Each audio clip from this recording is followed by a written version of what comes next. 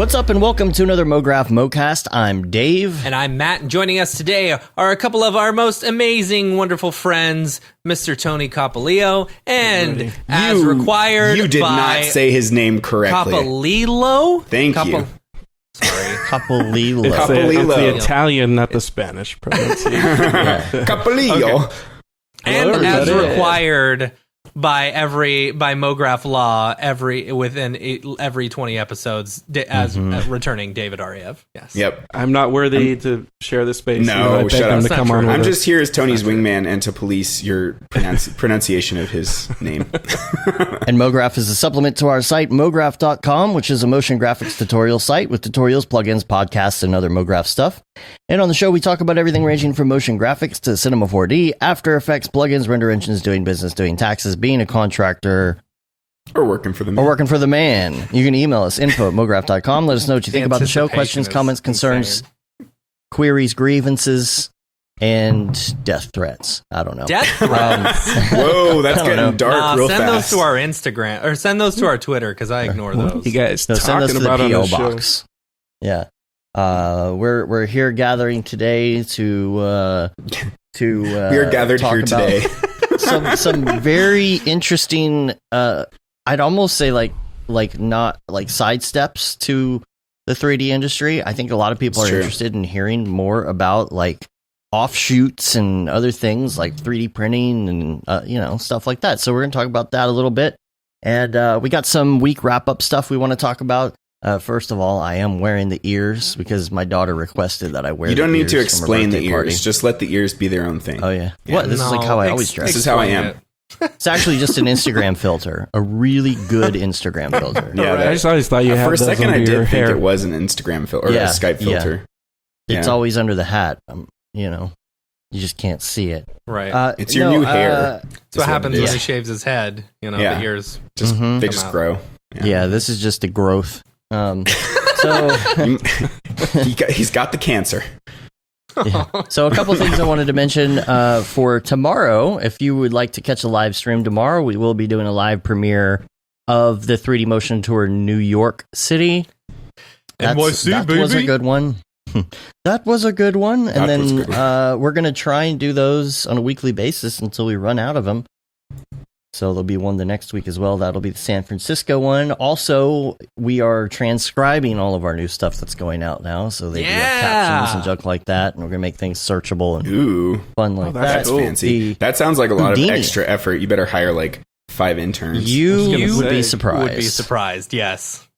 So I transcribed and did the entire Houdini course in an hour What? the other day. Mhm. Yeah. How does it? Yeah. Okay, so it's just automated. I don't Just let think YouTube we do should it. tell who we used, because if everyone starts AI. using them, then like Did it's you going to get really outsource it to expensive real India? quick. To AI. AI. Yeah.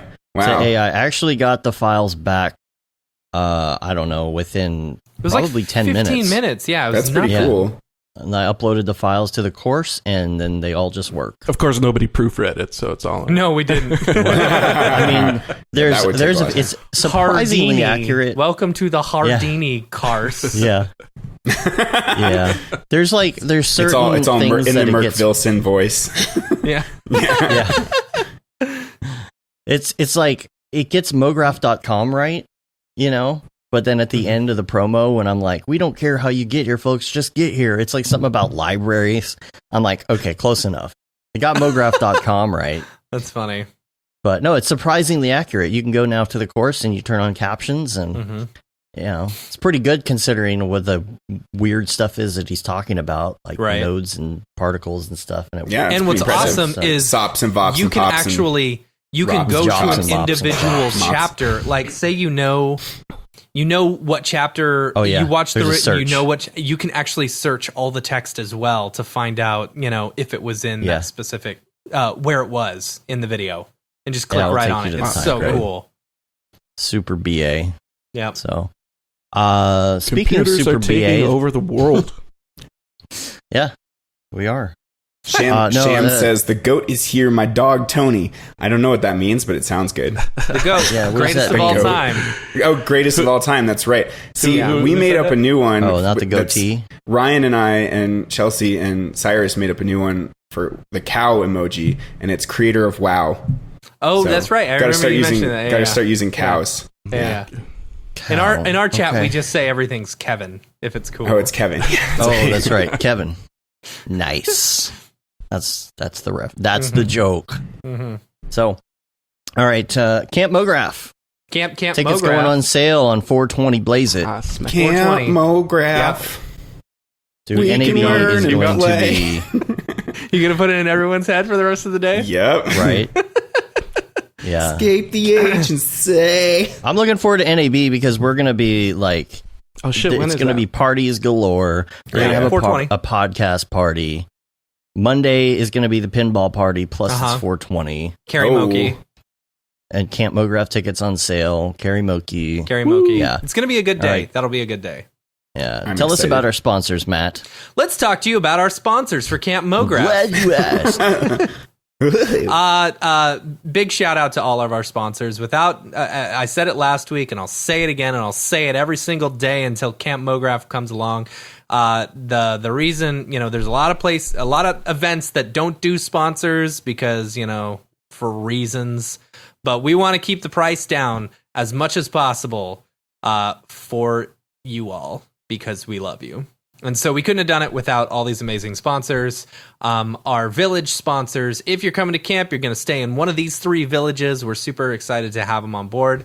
Maxon, of course, the fine makers of Cinema 4D. Video Copilot. We love Andrew Kramer and his whole group over there. Video Copilot, thanks for sponsoring. And, of course, Otoy, the makers of Octane Renderer. That's where I want to live. Yeah. So if you're staying, which you are if you're coming, you'll be staying in one of the 3 villages, either the Maxon village, the Video Copilot village, or the Otoy village, which is very exciting. They're all good choices, really. They are all good choices, yes. Yeah. Is there the picking hat, the choosing hat, like The sorting hat. The sorting hat. The sorting hat is whichever ticket you buy. So as of right now, it'll be fun. Then Can we create like a class system so that the elite people go to the Otoy village and get super plush pillows or something? Like, let's just make it. Well, you don't want to go let's just down to the model Octane our village. current It's all American steerage. society. Oh man, I gotta walk all the way to the Video Copilot village. Right, It's like a such poor long person. way. Buffy, After go Effects. get my scooter. I don't know. Yeah, You must have exactly. 2 or more frames to walk to the Octane. That was a good one. All right. All right, and our gold sponsor, Minimal Massive. They are a studio based out of Portland. We're super excited to have them on board as well. It's very cool to support the local studios and stuff, and the fact that they're doing it. So super excited to have them on board. And our bronze sponsor, AE Scripts, AE Plugins. Super excited to have them on board. They're fantastic. I love Lloyd. He's an awesome guy. He just sent us a whole bunch of. Let me see. Stickers. Hopefully, I'm allowed to show these. I don't know. They got a new design from last year. Woo! AE Scripts, AE Plugin Bendy Limbs stickers. So character. everyone who's coming gets some stickers. Yeah. So it's gonna be great. I'm super excited. Baller. Tickets go on sale April 20th. It's a Monday. It will be at NAB. If you're going to NAB, make sure you're ready for it. It will go on sale. I think, is it midnight Central Time or is it midnight Pacific? I believe it's midnight Central time. We will get back double to you check on that. We'll double check that. We'll double check. Yeah. And it will be in the newsletter. So Yes. sign up It for will be in the emails. newsletter. Sign up campmograph.com to get information on that. And you're going to want to act fast because Buy now because It's gonna tickets sell out are quick. leaving quickly. What? Nothing. Yeah. Just buy make now. sure too that you're checking up. I'm going to put like an updates page out there for all the NAB festivities and such. It's not up yet. I will get to it, and we'll kind of have a schedule of what's going on in case people are interested. And I don't want to give all the details away yet because we need to just make sure everything's locked in. But Sunday podcast party I think is going to be pretty cool. Nice. Yeah. And you guys are now So- serving dinner at that one, correct? Are we? Or Hopefully. hopefully. If everything, yes, there should be dinner. But I want to secure all the details and make sure I don't want to overpromise and then something falls through. So All right. Yeah. Yeah, but that that's makes what we're sense. trying. Good call. Yeah, but that's what we're trying to do. Regardless, we will all go there instead of the media motion ball. Yeah, Yeah. Yes. yeah, Yeah. yeah. We're going to have a lot of fun. I think it's going to be, if you were at the SIGGRAPH one, it's going to be like that, but better and even more planned. Yeah. So When Beeple comes in the back door and then all hell breaks loose. Mm-hmm. yeah, Mhm. walks in from the freight elevator and disappears. For an hour. Like, what the hell? Funny. Just a couple other things I wanted to bring up real quick. The ABC DFW C4D event with the grand opening of Already Been Chewed, followed by DFW C4D the last night. Make sure that you get your tickets for that. Make sure you're coming to that. All of that. And I think that pretty much covers it. I think. Yep. Is there anything else? I did also want to mention that the Sonic movie is out. Have you seen Anybody it? hearing anything? Okay. Finally. Okay. I went and saw Star Wars the other night instead. Yeah. What'd you Which I think? was actually entertained by. Like, they're all the new movies are better than the prequels, I have to say. So Yes. you know, Yes, absolutely. I don't know what everybody's Yes. bitching about so hard. I mean, I get that the I know- storyline between the three was not super consistent with like JJ and then Ryan Johnson and then Yeah. JJ There was a again. few Right. inconsistencies, but who gives a crap? yeah. I thought it was great. I I loved thought it the was third fun. one. Yeah, You know? I love like the weird machine that. Oh, I guess spoilers. You know, but Yeah, If you haven't seen Star Wars, there were by some now, cool you're designs. David Arya. Is what I'll say. Yeah. that's Yeah. right. Yeah. I Mark saw says Sonic. that Liam saw it. I saw Sonic. You saw Sonic? I did, yes. Oh, okay. I did. All right. Our Sonic expert. I am apparently the only person who didn't like it. Oh, really? Really? Like, okay, so my kid wanted to see it, of course, because he's been watching the trailer for it nonstop since it came out, right? And so I was like, all right, we'll go see Sonic. So I bought tickets for Saturday morning. You know, I know, Liam, you thought it was fantastic. See, everyone else is saying they thought it was so great. But like, people are comparing it to, because it just beat out Detective Pikachu for like I was the gonna bring highest that up. opening like video game movie Damn. of all time. And I'm like, I don't see it. Because Detective Pikachu was It was so fun. good. I mean, Detective was so Pikachu good. had some pretty And you're massive flaws, but it was still really fun. Yeah, Yeah. I mean, like Sonic to me, it just felt like okay, Sonic was cool. I love the redesign. I gotta give props to Give where props. props are due, because the artists, I'm sure they worked their tails off. I'm sure I think they got probably screwed over, didn't really. get compensated for Yeah. it, you know. But really, the artists are where it's at. They're the only reason that thing would. I think it was as successful as it is. So I yeah, gotta but give now props they're out to of them. business. Yeah, now they're probably out of business. Probably. They are out of Well, business. how many more Oh my people do you God. think saw the movie because of the controversy around the horrible design? I don't know Probably if a that was. lot. I think you definitely would have had less people go see the movie if Mhm. they had kept the crappy design in there, because they'd be like, oh, Wait, this you is think they would have more people see the movie if they kept no the crappy? less. Oh, Less. okay. I think Gotcha. they would have less. You know, Yeah. It's like Cats. You got bad Right. design, or you know, I don't want to talk crap about Cats, because I'm sure those people let's work talk really crap hard about too. All right, but anyway, I just didn't like it's a road trip movie, and I think road trip movies are I love so road trip movies. boring. No, I love road trip movies. like I'm very excited for Sonic 2. I will say that. okay. I'm very excited for Sonic Because 2 you're because I hoping it's feel not like gonna be a road trip Sonic movie? 2 will probably be like, okay, you know Spider-Man, Spider-Man, right? And then the Yeah. Amazing Spider-Man, Does like whatever anytime you go see a Spider superhero can. movie, you got to get to the origin story, or whatever. And this is kind of the way I see it. Like, you get through the origin story, and then you get to go have fun. All right. I just And didn't then you think gotta go I didn't fast. I didn't think it was that Gotta great. go fast. You Not go- to go fast. so I don't know. I just didn't think it was that great, and I hated. I really hated Jim Carrey. Like, he got on my nerves Was it just I'm his not overacting? surprised. Like, Yeah, it's just overacting, and I mean, that's what he's always done, though. it's But like- maybe it was better Yeah. than the '90s. You know, with, It's like- with the mask and stuff. And Somebody Ace Ventura. stop me. like you've got Jim Carrey who won't stop talking and saying ridiculous things, and then you've got Sonic who won't stop talking and saying ridiculous things, and it's like Yeah. nothing that they're saying has any meaning towards the story at all. Liam is you so know? triggered right now. He's just like I know. typing no over and over again. How could you? Yeah, I'm just saying, like, I didn't love the movie. Like, it was okay, it was fine. You know, my kid liked it, and that's what's important. There you go. know, as an adult who I don't know.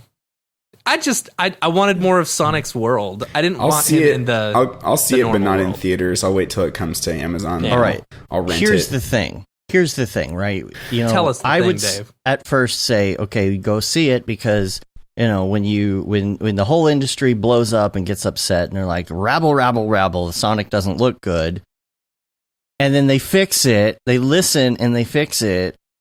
You know, you should go see it because Yeah. they fixed it. Right? I agree. However, Audience participation.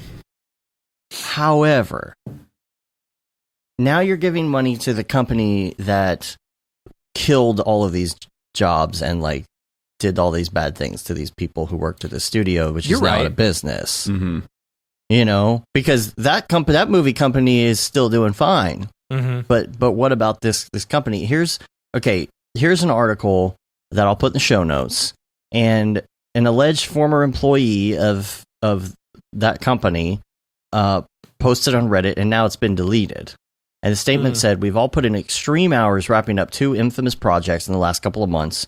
We've done multiple weeks without a day off, regular 17-plus hour shifts, to the point that most of us are seriously sleep deprived and suffering still. We've worked really effing hard to get this work out the door, and I'm genuinely ashamed that they are happier prioritizing their profit margins and tax incentives over the insane talent and commitment of hundreds of dedicated VFX artists in Vancouver. I honestly feel insulted, like I've given them my all, and in return they gave me the finger." Yep. This is why I'm never going to work in the VFX industry. Here's I'll give you 2 ways that I think might be able to help. You know, one, there needs to be a union. You know, I think there needs to be a VFX union. You know, All right. and 2, I think I think when building in contracts for these VFX companies and stuff, I think they should get residuals from all the stuff. But instead, it's like it's just going on a flat rate. Or something. Whether the movie does well or does poorly doesn't affect how much the VFX artists are making, and everything's flat rate. It's just Right. total BS. right? You know, and it's impossible to estimate with these massive jobs. So Right. companies often, like, I'm sure that very rarely do they make a big profit, you know? It's like you're super lucky if you make a big profit, and on the next 3 movies, you could totally be at a loss. But those residuals wouldn't go to the artist, though. They'd go to the effects house. But Right. but you But would at at least least the have FX house would stay residuals in coming business. into the studios, which could help cover either bringing in more artists or, you know, and you wouldn't have these Keeping them studios that employed. immediately just go out of business, Right. you know, as soon as something gets released. You know what What's I'm the saying? famous one that went out of business? Rhythm and Life Tigers. of Pi. Yeah, Or Life of Pi. Rhythm and Hughes that did Life of Pi. Yeah. Right. Yeah, I mean, and then like, and then there were like people protesting at the Oscars, and they played the Yeah. Jaws music almost immediately into this guy's speech Yeah. that was going to talk about how crappy the conditions are. Yeah. Yeah, they were Yeah. trying to get that whole VFX union off the ground back then, right? Yeah, it's been Yeah. like how long has it been since then? 5 or 6 years Yeah, at least. at least. And these people there are was, talking like, about how they have VFX to hop Soldier around. and- Like there's not what? just hop around Yeah. Yeah, the to same chase city. the You got to incentives. move. Yeah, you have to countries. You move. got to go to Vancouver. You got to go to London. You got to. Yeah, Yep. wherever the incentives are at that time. Mm-hmm. Can't we just have incentives across the board? You know, I mean, I don't know. Can we not have? Is there not a solution? Is there not? I mean, I understand. It would like, take okay, like major organization from the whole industry all at once, which is probably I mean, the difficult thing. Yeah, honestly, if I think if every VFX person just boycotted, you know, just Right. refused to work, went on strike. Well, there were know, like that's how what I'm do saying. you Like do back, that? and you know, during the Oscars that one year, there were tons of people striking right outside the Oscar building. Like, yeah, it made but the some problem small is, like, amount of news. there's no, but, like, at least with a union and stuff like that, there's incentive to strike, you know? There's no incentive to strike because people are just losing and that's out why on they money. don't strike. Right, you're because just there's no losing union. Yeah. Yeah, I mean, Because you're just going to be out of a job. Yeah. the corporate exactly. nature of the way our capitalistic society works right now is you keep people poor and then they stay poor, you know?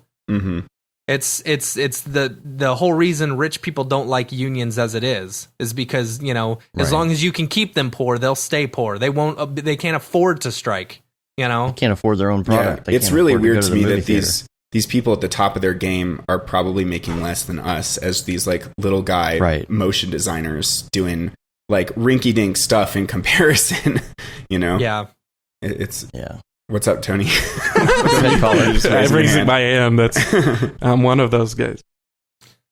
No, the you're one MoGraph of those community. Marcus in the chat asked if the MoGraph industry has a union. I wish the MoGraph industry had a union. I honestly do.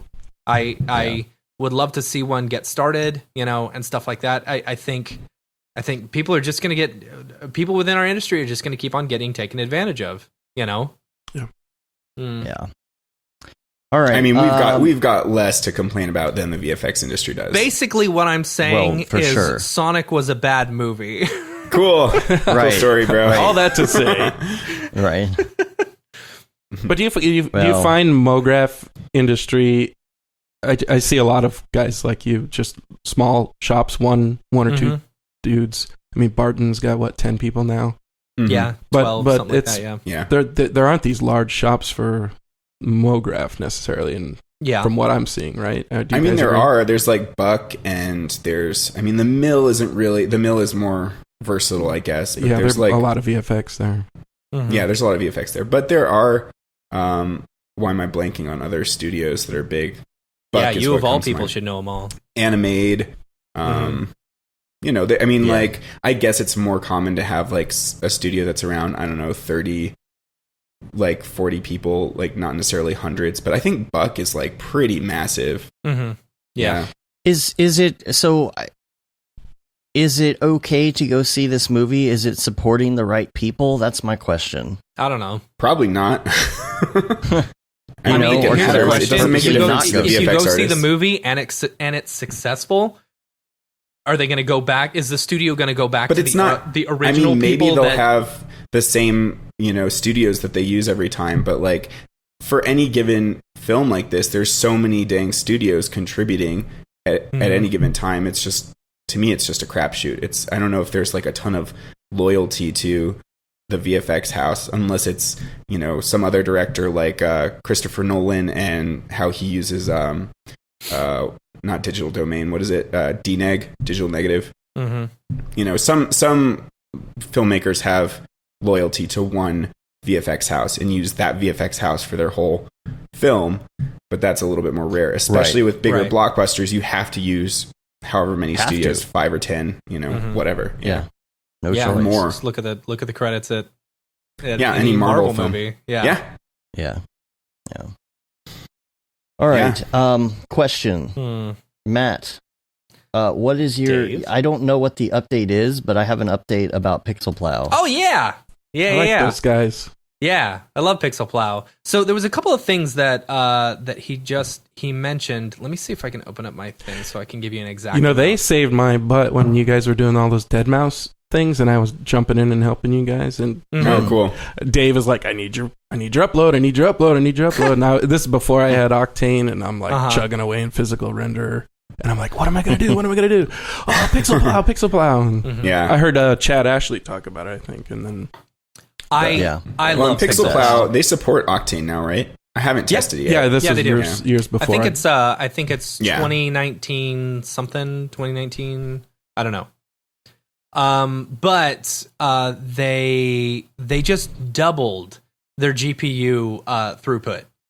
I think let's see, they got a whole bunch of more hardware. So basically, you're going to be paying the same price for almost twice as much throughput, which is fantastic. Awesome. So you're going to get your stuff back faster. if I understand this correctly, you're going to be getting. I don't want to speak for Ty, but if I understand this, the what he's saying is you're going to get it back faster, and you're going to get it back basically at the same cost.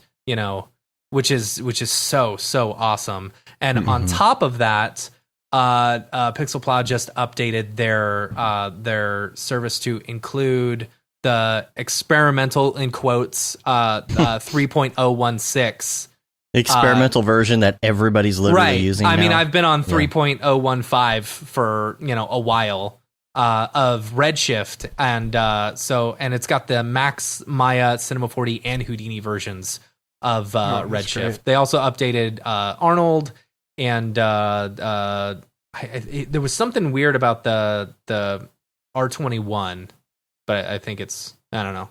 Anyway, cool. So super excited about that. I used them this morning to do a test on something, and they're so cheap. It's so cheap, It really was. I was surprised. And then there was a credit too when I used it for the first time. Oh yeah. So the job was like maybe $20. Yeah. I think he was saying with the GPU updates and stuff, it's almost it's basically now the same cost as if you were doing CPU stuff. Because the CPU stuff was always cheaper. Right. Yeah. Because he's got way more infrastructure there. Right. Yeah. So it's cool. Very excited. Jesus just threw in a couple motion design studios that I totally forgot about. Man vs. Machine, super obvious one, and then Future Deluxe. I'm not sure where they're based. I don't know, but they're a big one too. And there are definitely ones all over the world. There's like one called Giant Step in China that seems like it's pretty huge. Elastic is an obvious one. How could I forget Elastic? They're my favorite. They ended up doing titles for. We could get into work later, but I conceptualized the opening titles for a show they ended up doing the finish on. So I'm that's excited, awesome. Proud, and Are jealous. you allowed to say the name of that show or no? Maybe if we were outsider, I could talk about it. That's awesome. Speaking of which, no, I thought you were talking about that show that you would have to hunt for with your mind. Oh, we could talk about that. No, let's talk about Tony a bit now, because we're through the wrap up stuff. Well, I want to touch on Matt was mentioning about the Pixel Plow, and he said there's a problem with R21. So my question: are you guys all on R21? Yeah, not yet. Yes, I'm not yet. So I'm gonna hold out. I just did the side upgrade or whatever to the subscription, and I went ahead and just did 2 years worth. So I'm on 21. It took me a bit to get over to 21 because I had a bunch of projects that were wrapping up. Me too. But now I'm officially 21. 3.016 Redshift and 2020 whatever. Octane. And you're doing the bundle, the Redshift bundle, then as well. The bundle, no. I don't. Sorry, Maxon. I don't think that's worth it if you're a Redshift user. And if you use any other DCC, it's actually more expensive to do that one than just buy Redshift by itself. Oh, is it really? Right. I think so. If you're using another DCC, if you're not, it ends up being the same cost. I think. Well, isn't it? It's $500 a year to buy just $500. Redshift. It's $500 for the first year, then $250 for That's the what I mean. license. That's what after. I mean. And then so it gets rid of that initial it's like cost. $280 or $290 or something if you have it bundled, because it's like $22 a month or something. Maybe. But $22 a month extra times 12 is like $264, which is more like, I mean, it's a slight price difference, but like, why does that cost more than the $250 upgrade price? I don't know. Yeah. It's a conspiracy. It's a conspiracy. This is why we use Octane. Yeah. So I think that if you're going to use Houdini and everything else, you've got to do it that way. If you're going to do, I mean, that's what I say. If you're going to be using any other DCC, go ahead and just purchase it straight from the site. But it is convenient if you're just kind of getting into it and you want to get your first copy of Cinema 4D and a render engine. Yeah. You know what I mean? It's the same with with the reason the subscription stuff for Octane is good or whatever. You could just throw $20 at it 1 month and be like, all right, I'm good to go, Right. Or like, because somebody like me, your client sends you a bunch of files that are in Octane and you're like, or Redshift or something. You're like, oh, I just need this, so you can just do the 1 month of it. Because a lot of the work I do isn't 3D work. Even though I've never turned off the subscription switch, I pay for Octane every month Jules. Yeah. But I could have flipped off the switch for 6 months at a time because I don't do that much 3D work, you know? Yeah. And so that model is pretty great for the one-off person who's, you know, paying for all their own software. And now that everything's subscription-based, all those things add up. It's like everyone talks about cutting the cord and cutting the cable from TV, but then you get Hulu and Netflix and Amazon Prime and everything. And the next thing you know, you're paying just as much. So dude, I feel the same way about software. You talk about cutting the cord, like I really enjoy having the cord. You know, I pay for the top bundle for my cable, as dumb as it is. You know, but like, why? Because here's the thing. And my whole cable service with gigabit internet is only $135 a month. You know, which isn't that bad. I'm moving to Texas, right? So, but I also have HBO, I've got Cinemax, I've got Showtime, I've got all that stuff built into it. And because every single app has its own streaming stuff, if you've got that on your regular service, you get all the streaming stuff. So I never actually watch live TV. Same here. But anytime I want to go, like, say to Comedy Central and watch one of their shows, I'm able to log in and actually see anything I want. Yeah. You know? Everything we watch on TV, we go through Apple TV and through the subscriptions, through HBO and Showtime and all that stuff. Yeah. So it's like you're paying for the service as though it were a streaming service. So then that leads the question, like, do you turn off DirecTV or Cox or whatever? We'll never get DirecTV. DirecTV sucks. Yeah, tell me about it. Because it's satellite. Satellite. But again, but you just log into Apple TV and then you get it over streaming. Internet. So exactly. Yeah. It depends so it's like, on how who much are you're you giving your money? out. It's just who are you giving your money to at this point? Because Right. it's all going to cost the same in the long run. True. But, all right, enough about that. Back to me. Enough about it. Back to you, Tony. Okay, first of all, for people who are like, "Who's this guy?" Who is this guy? Tell everybody what you do for for a living, and Joe. I am semi-retired. No, Are you really? The first motion designer to retire. I was going to say, that can happen in this industry? Right. Let's see. It's a 25-year career in print and motion picture advertising. So I do a lot of movie posters, blockbuster movie you had posters. like a small 20-year stint in making movie posters, huh? Just sidestep. It's like, I'm bored. Let me make some movie posters. But, Did you do some? I was going to say, like 6 months ago, I went over to Tony's house and like I knew he'd done some awesome posters, like Girl with the Dragon Tattoo and the Social Network movie, and like a bunch of stuff for Game of Thrones and David Fincher. But anyway, I was over at his house and he busted out the entire collection of posters he'd worked on that somehow I'd never seen. And they included, little things like Star Wars, Lord of the Rings, Harry Potter, Pirates of the Caribbean, dude. The Matrix Reloaded, like Up. Yeah, it's insane. Like every big movie poster you could ever think of, and I was like, "What the fuck, bro?" Can I bring these up on the screen? Bring them up on the screen. Yeah. Everything I sent you is shareable. Well, viewable. I don't want it out. I don't want links out on the on the internet. No, bring it up. Fine. I want to see it. I'll bring the viewer up here. Oh, look, Avatar. A little That's called I've never Avatar. seen that one. Just Avatar. But see, this while you're browsing through those, this brings up a topic I wanted to talk about is what do you do over a decades long career to stay relevant and stay? You'll see as you're flipping through, a lot of those are 10, 15 year posters. That's amazing. And I showcase them because they're things that I'm proud that I worked on. There's a lot of effort that went into it. But then I started like putting this thing together, and I'm like, holy crap, these are old. What have I been doing lately? How do you stay relevant in this business that's constantly changing? And I was working for this small boutique for 13 years doing all these posters. There were at some points there were only 3 artists working there doing these blockbuster campaigns. Cars? My goodness, man. We got up to at one point maybe 8 artists only was the maximum that we had there, and we were doing these. I mean, even decades into the career, we're like, can you believe we got a chance to work on this project? This is amazing. Yeah. So yeah, like Finding Nemo. Yeah, I'm going to list some of them for the audio audience here. Sure. Man. And a lot of the fun, like if you go back, there's like Gone Girl. That Frankenweenie and the Disney's Holes. These are movies from, again, years ago, but we had the creative freedom. Wait, you did the poster for Holes as well? Yeah. Dude, that's crazy because, okay, so Tony's girlfriend, Sonia, was in the movie Holes. She was the girl that's holding the pig in like this, I don't know, I forget what it is. It's a flashback. We were literally watching Holes yesterday. Were you really? Yeah. Yeah, so the whole path of the direction of how Stanley's grandfather, the whole course of the story is changed by her character picking the other guy with the other pig. Yep. That's so funny. Yeah, we bonded over that. That's why you did House of Cards? Yes, I did the first 3 seasons of House of Cards.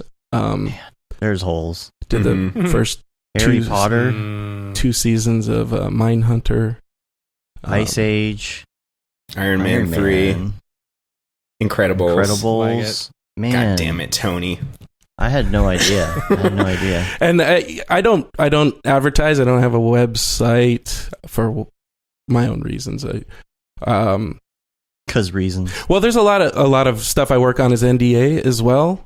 So there's a lot of things on here that I didn't put in here that I can't show or even talk about. Seriously, I can't, a bunch of these movies. Narnia? I have literally watched in the last week. That's awesome. Well, one of my favorite things, like I say, if you go on Stars, like Apple TV, and browse the Stars movie library, I say that's my that's your portfolio. That's your portfolio. Like a lot of the Disney movies end up on Stars, and our main client for 15 years was Disney and Pirates of the Universal. Caribbean. Good Lord, man. Okay, so this is what I want to know. I want to know about the process of creating these for companies in general, but the steps. So much like we were talking about the motion design houses, there are print design houses as well, and they'll employ up to some of the larger, well-known, like BLT as one of them. Trailer Park is another. They'll employ hundreds of artists, and they team up in groups, and they pair off, and they do their own projects, and they brainstorm, and they'll hack together low-res Photoshop comps and ideas in the hundreds. And they'll go round, revision.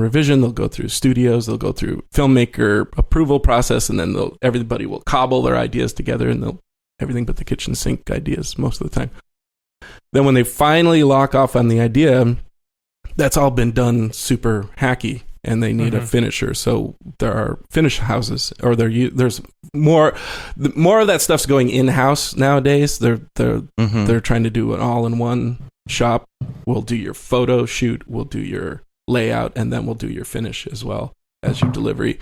But back in the day when there were budgets and there were more time to do jobs, there was specialty houses and finish houses, and that's where I was working. So a lot of the things you just saw would come from a design studio already through the approval process, and I'd get comp version 153 or whatever, and then I'd start at finish version 1. And most of the time, final. Yeah, exactly. And most of the time, we could get up to like maybe version 4 or 5, and we'd get approved because it had already gone through that. But I think one of those cars, the cars with the cloth over the car, I was sending that file to you last night. I saw it went up to version 19, just as the finish. So that one is one of the very few I remember us working on. Going, that might be the highest number we hit internally for a finish after a design was already done. What was your, if you can tell, what was your least favorite one to work on? Oh, there's so many that are not in that list that I just sent you guys. Just like anything, you got to pay the bills, you got to pay the rent, and you don't have a choice. Like now that I started my own company 7 years ago.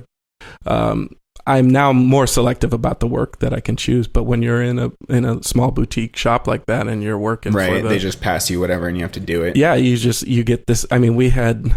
I don't even remember the name of the movie, but it was Tron is cool. It was kind of like almost like a Teletubbies quality show, and they were turning it into a movie, and you just got to take the job and you just got to do it. And there's a lot of clients that are afraid of their boss as well. So you get a comp that looks like crap, and the lighting is wrong on it, and the perspective is wrong, and then you come to us as the finish artist, and we've got the eye the composition and you match the lighting and you do all this stuff and you make it look 10 times better, and you send your first round back to the studio and they're like, what did you do? This doesn't look anything like what I sold to my boss. And it's like, yeah, but it looks way, way better. And they're like, but that's not what we asked you to do. And you end up just having to go back and just make it worse. I think that's the most frustrating. Yeah. You just got to match. It's basically at a certain point we would joke that we're just rezzing up comps and putting grain on them because and getting paid the same. Mm-hmm. So I think I reached burnout because of that. Because when I first I started doing the posters in the late 90s, early 2000s, and our shop was doing posters. That's what we were doing every day. And every day week, in, day out. Yeah, and every week was a new poster. Sometimes, you'd get only 2 days to work on something. Sometimes you get 2 months to work on something. Like the Narnia thing, for example, is really complicated. But a lot of the romantic comedies are just two people on a white seamless backdrop. Right. And that takes a day to retouch. With the red text, right? Exactly. As long as it's comedy, it's a red text. Yeah, exactly. Yeah. Gil Sands as well. And, and then the drama movies were always was it Trajan? Hello, I'm Mr. Sands. Gil Sands. Gil Sands. So when you put something together like this, okay, like this is the Toy Story 3 poster, right? So when they send you that stuff, are these assets good to go? Like, let's say they send you one that's kind of cobbled together, you need these assets. Do they have this somewhere? Does somebody have to put this together for you in this position? This is what's great about the collaboration with the studio for working with them directly from the original Toy Story on. I think the first Pixar movie I worked on was Monsters, Inc., all the way through to Monsters University. I did every Pixar, or had a hand in every Pixar poster. And the concept starts with a pencil sketch, and the studio would hire a sketch artist, and he'd come in and they'd pitch ideas, and they would draw crude versions of, let's say for Toy Story, Woody and Buzz in a pose, and then it would go through the iterative process of client notes and changes, and then they would send that to. A lot of times they send it to us and we would mock it up. We'd literally grab screen grabs or other renders, and we would kind of mock something up and get the basic idea.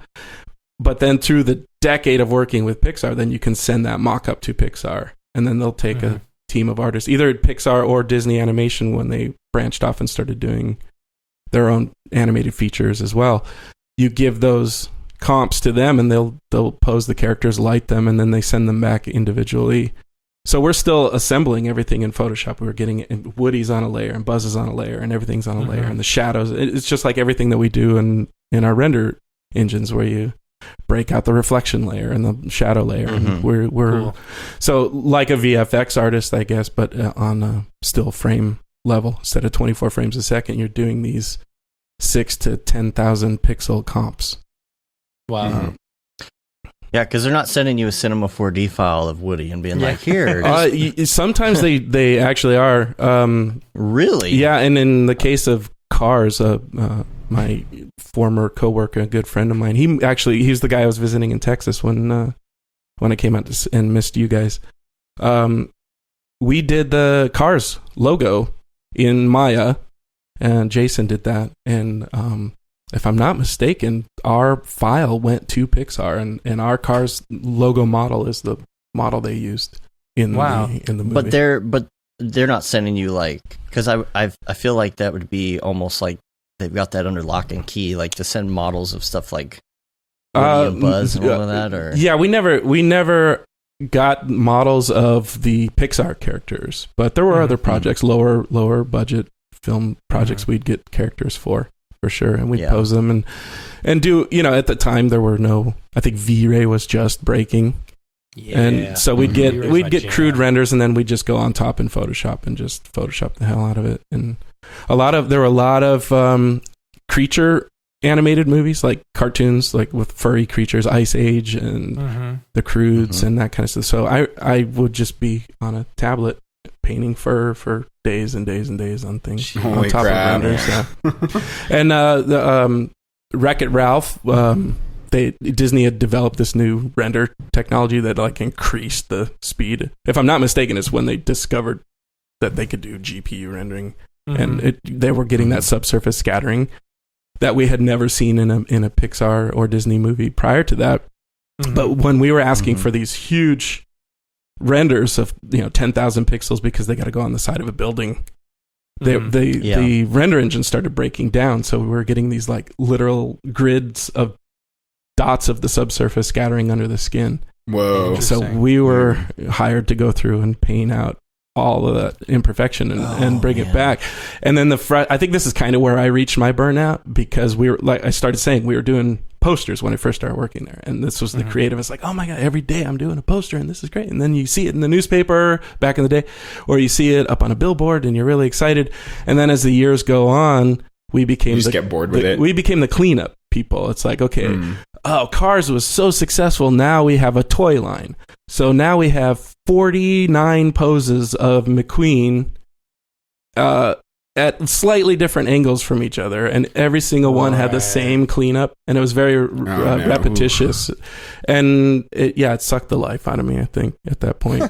I think you always work too hard. Like, even as a freelancer, you're like pushing yourself too hard, man. That's true. I've seen you. Yeah. That's true.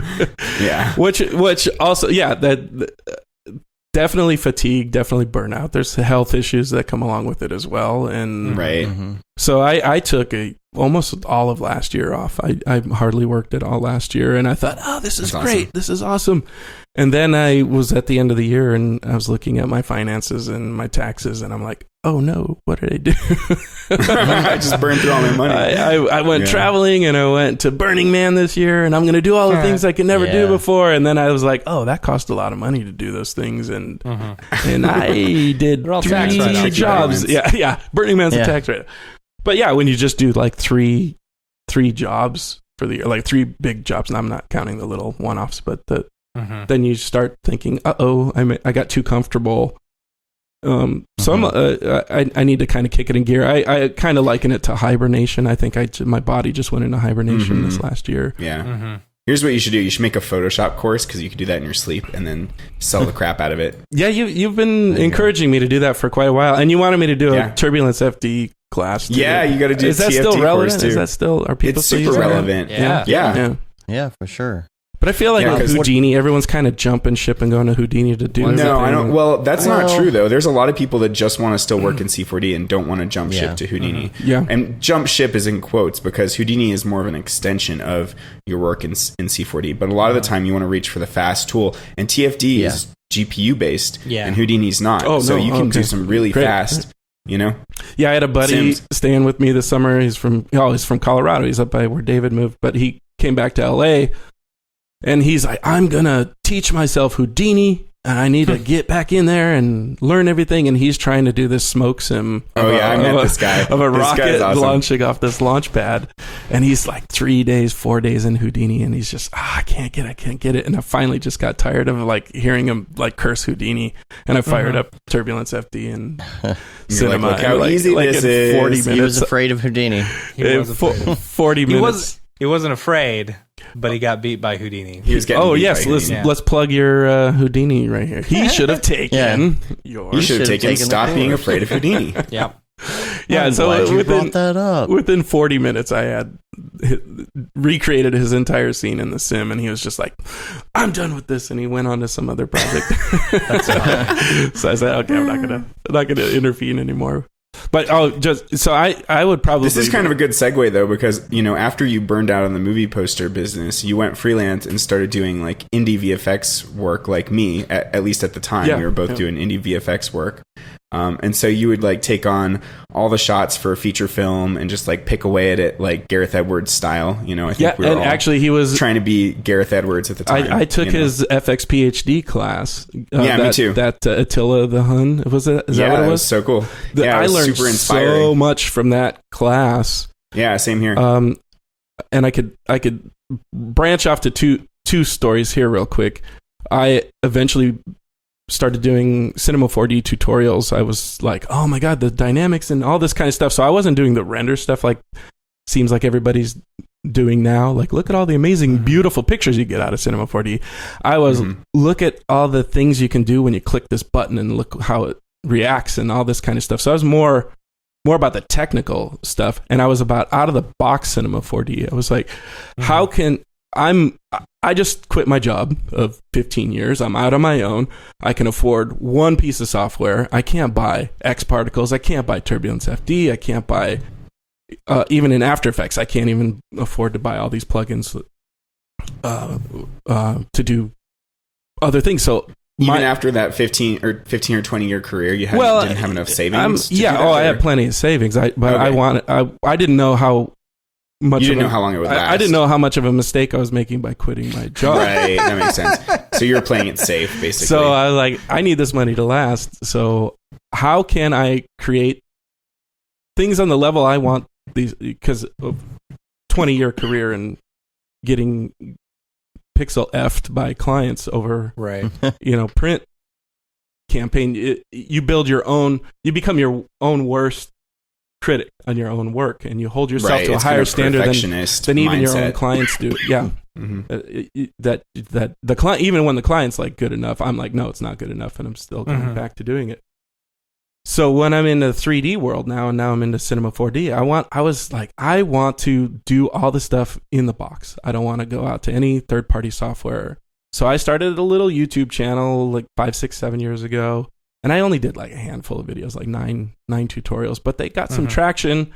I think I just looked the other day. One of my videos has 235,000 views on it, and that's good for somebody who doesn't do social media and doesn't advertise. And I'm still getting checks in the mail for ad revenue from these videos. And I keep thinking one day I'll go back to doing those, but then I kind of did what I needed to do with it, and now all you guys are doing these amazing tutorials that I'm like, I can't. I'm not even going to touch that. You could jump in with either Photoshop or with TFD, possibly. Yeah, right. But what that led VFX, to, like those VFX workflows, you're like, I don't know anybody better at that indie level of VFX, like one man band type stuff. Like you took that further than I did or anybody else I know. Like almost put myself taking in like all the shots from movies and like picking away at them for like 6 months or however long it was. Pretty insane. Like I was gonna say, like you did this crazy sandstorm sequence where there was just like a wind machine in the shot. No green screen. Not even a wind machine. There was a dude with a leaf blower out in the desert. Classic VFX. It's bright sunny VFX day, tool. Leaf blower, and then. I mean, leaf blowers are kind of what saved my life on a bunch of shots as a VFX artist too. It's like the best. It's the most important tool as a VFX artist to bring to set. But like adding in all those dust elements and there was like this zombie attack that looked so cheesy without because it was just shot in the desert, completely clear, just a guy behind there. Yeah, just being like, blah, and it's like not scary at all. But when you added in all those dust elements and buried those people in the, in the fog and the sand. Did somebody show me that? Maybe because so familiar. You guys were at SIGGRAPH a couple years ago. We did a little interview about it. We talked about it. Yeah, I think. Yeah. Okay. Yeah. You probably just edited the interview and remembered and it. And it was literally. I think it was Trap Code Particular. It was Video Copilot, those particle effects, the shitty MP4 with all the compression in it. It's those dust effects from Andrew. It was I did again, this is way before GPU renders. I did Cinema 4D volumetric light with noise, and then I animated the noise. And it gave me almost kind of the similar thing that Octane clouds are kind of doing. It's not the VDB. But it's just really crappy. Sorry, I got distracted by that. And it was just compositing all of that on top of, and then of course there was also no green screen, so I had to roto the characters out so I could layer it and try. Oh, there it is. But you also did some wide shots with those TFD sandstorms, like coming over the hill, that looked really, really good. Oh yeah, and there was X Particles in TFD. Wow, y'all both look so young in that video, and that's only a couple of years ago. Now that's what this business does to you. It ages you rapidly. Right? Yeah. Oh, look at this. I don't have This a video beard was only there. 3 years We ago. all have beards on the show today. Yeah. Mine's all gray. I told my wife, Dude, It's a don't that requirement. I'm going to dye it. I'm dyeing it this week. Don't get me started on gray beard. Well, so back to the Cinema 4D tutorials. Somebody watching my channel recommended me to FX PhD, and John Montgomery contacted me and offered me a professorship for one semester or whatever they call it over there. And long story short, Mr. David Ariev ended up taking one of my classes before we knew each other. Yep. And I was teaching. It was this really cool procedural texturing class. Where he was layering like shaders up all crazy and going really way deeper into like the layer shader than anybody. And yeah, it was all physical render, but he was getting some very like photorealistic looking results out of it at the time. But yeah, now Octane has access to all the C4D noises. I bet you could like revamp for sure training for Octane. Yeah. Because at least those concepts. That's what I love about being in Octane now too, but it's too easy with like Polygon and all that stuff to just grab a smudge map and do all that stuff. But back in the day, I was like, I want to create this procedural. I want to be able to zoom in infinitely on this and not have it break down with the pixel resolution and all that kind of stuff. So it's how do you use gradient maps with turbulence to do a rough edge and keep this organic texture on this thing? And I mean, compared to what we're getting out of these GPU renders now, it's laughable at this point. But back then, it looks photoreal. Like that stuff looks good. Thanks. I feel like you might have an answer to this question. Do you know what the dissolve blending mode would ever be used for? You know, I probably in a 25-year career of Photoshop, I used it maybe once or twice. And it's useless. It's completely useless. It's the first one on the list and no one ever uses it. What is it for? Yeah, it's completely useless. It just makes it look bad. I think sometimes I use the one that leaves the freaking pixels and makes it look like... Here's my biggest issue with Photoshop is 8-bit. It's by default, it's an 8-bit program. And you're working mostly, if you're working smart, you're working in RGB. And then at the end, you can flatten and convert to CMYK. That was one of the biggest challenges in the print world, is everything's obviously printed in ink. And clients wanted layered files in CMYK. And it's like, it doesn't work that way. You can't get the blending. None of the filters work in CMYK. You can't get the blend modes that you want to work the way you want to work. So at a certain point, you just have to belly up and say, no, you're getting, if you want layers, you're getting RGB. If you want CMYK, we'll flatten it and convert it. Most of the time, the print house is the person who does the color separation. So I'm the artist, and I'm going to deliver you the art, and then you give it to your technical person, and then you let them do their job. And you really got to kind of push back on that as well. But a lot of times, my biggest complaint is 8-bit Photoshop, you get a lot of banding. And then I've got clients that love to just layer levels and curves and gradient maps and do all these things to get these beautiful blends that are happening, but they just band like crazy. So I came up with this, I just accidentally, and of course After Effects is 16-bit, 32-bit and all that stuff. But Photoshop in the day, nobody ever thought, what's 16-bit? None of the filters work and all this stuff. But I had learned that if you take even a layer mask, bring it into 16-bit, flatten it, black and white, add it's under the art filters, a spatter effect. And it breaks up that edge. It adds noise. Basically, you're adding noise into your gradient ramp. And then you convert it back to 8-bit, copy and paste it back into the map. All of a sudden, boom, all your banding starts going away. And it's like dithering almost? Yes, exactly what it's doing. But you're in control of how much dither. And again, if you still have multiple layers of adjustment layers on top, you're still going to get that banding. So a lot of times I'll just take the entire background over, flatten it, add the spatter, and bring it back. Of course, you're going to lose any detail. So it's got to just be in the smooth gradient areas. But that was like the biggest discovery for me, was to start killing. I called it the band killer. And that was a technique that I just started sliding into all of my files before I'd send them out. And people are like, oh my God, how are you getting this? That's awesome. I was also known as the guy that if any of my files ever left our studio and went back out into the world for repurposing and like home video. So say we do the theatrical movie poster and then they'd go to a shop to be done as the clamshell for DVD or whatever. People knew the file came from me based on how the layers were merged. Because I would simplify a document because I didn't want anyone opening 50,000 adjustment layers and somebody's not paying attention and they drag something and then a whole layer mask is off or something. Right. So I would give you layers like you're demanding, but I merge everything down. So if there's 20 people or 5 people in a shot and I did all the retouching, all the color correction on them, all the sharpening, they get merged down into one element. So that person's on a layer, that person, their shadow's on a layer and that kind of thing. And then everyone jokes about labeling your layers and everything, but that was my style. And then just for insurance, I would merge visible on top. So you'd still have all your 20 layers underneath, but I'd have the composited merged. If you open this file and you're dumb enough to not put color management on, and it opens in Adobe RGB when I'm working in sRGB, and I've got 50 adjustment layers, and all of a sudden it doesn't look like it's supposed to look. Hopefully this merge version on top is going to tell you something's not right.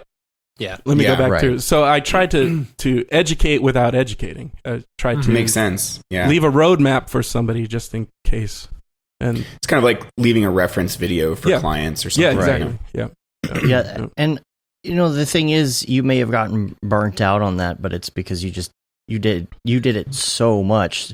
When Matt and I worked for that company that did terrible commercials with jingles on it, it was the repetition that made us good at like knocking out logos really quick or doing fast VFX for things or just working really fast. And then you get to a point with that where you're burnt out because it's like, okay, I am ready to do something else. I've learned all of this stuff, but I'm doing the same thing now over and over. Not to mention we use the same jingle 6 or 7 times.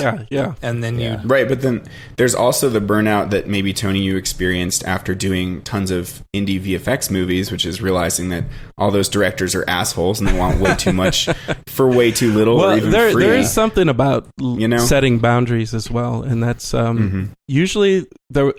At least when I was working for a company, we had a production manager, and they would always be the stopgap between client expectations and artists' livelihood, I guess, is getting enough sleep and making sure you're fed. I mean, we were working 100-hour work weeks there, and Jesus, it just got too much to handle. So you take the jump and you go out on your own and you say, I'm going to try something different. And I've always wanted to. I mean, the whole reason I got into movie posters is because I was growing up with Star Wars and Indiana Jones like everybody else, and they're like, I want to do that someday. I want to work at ILM.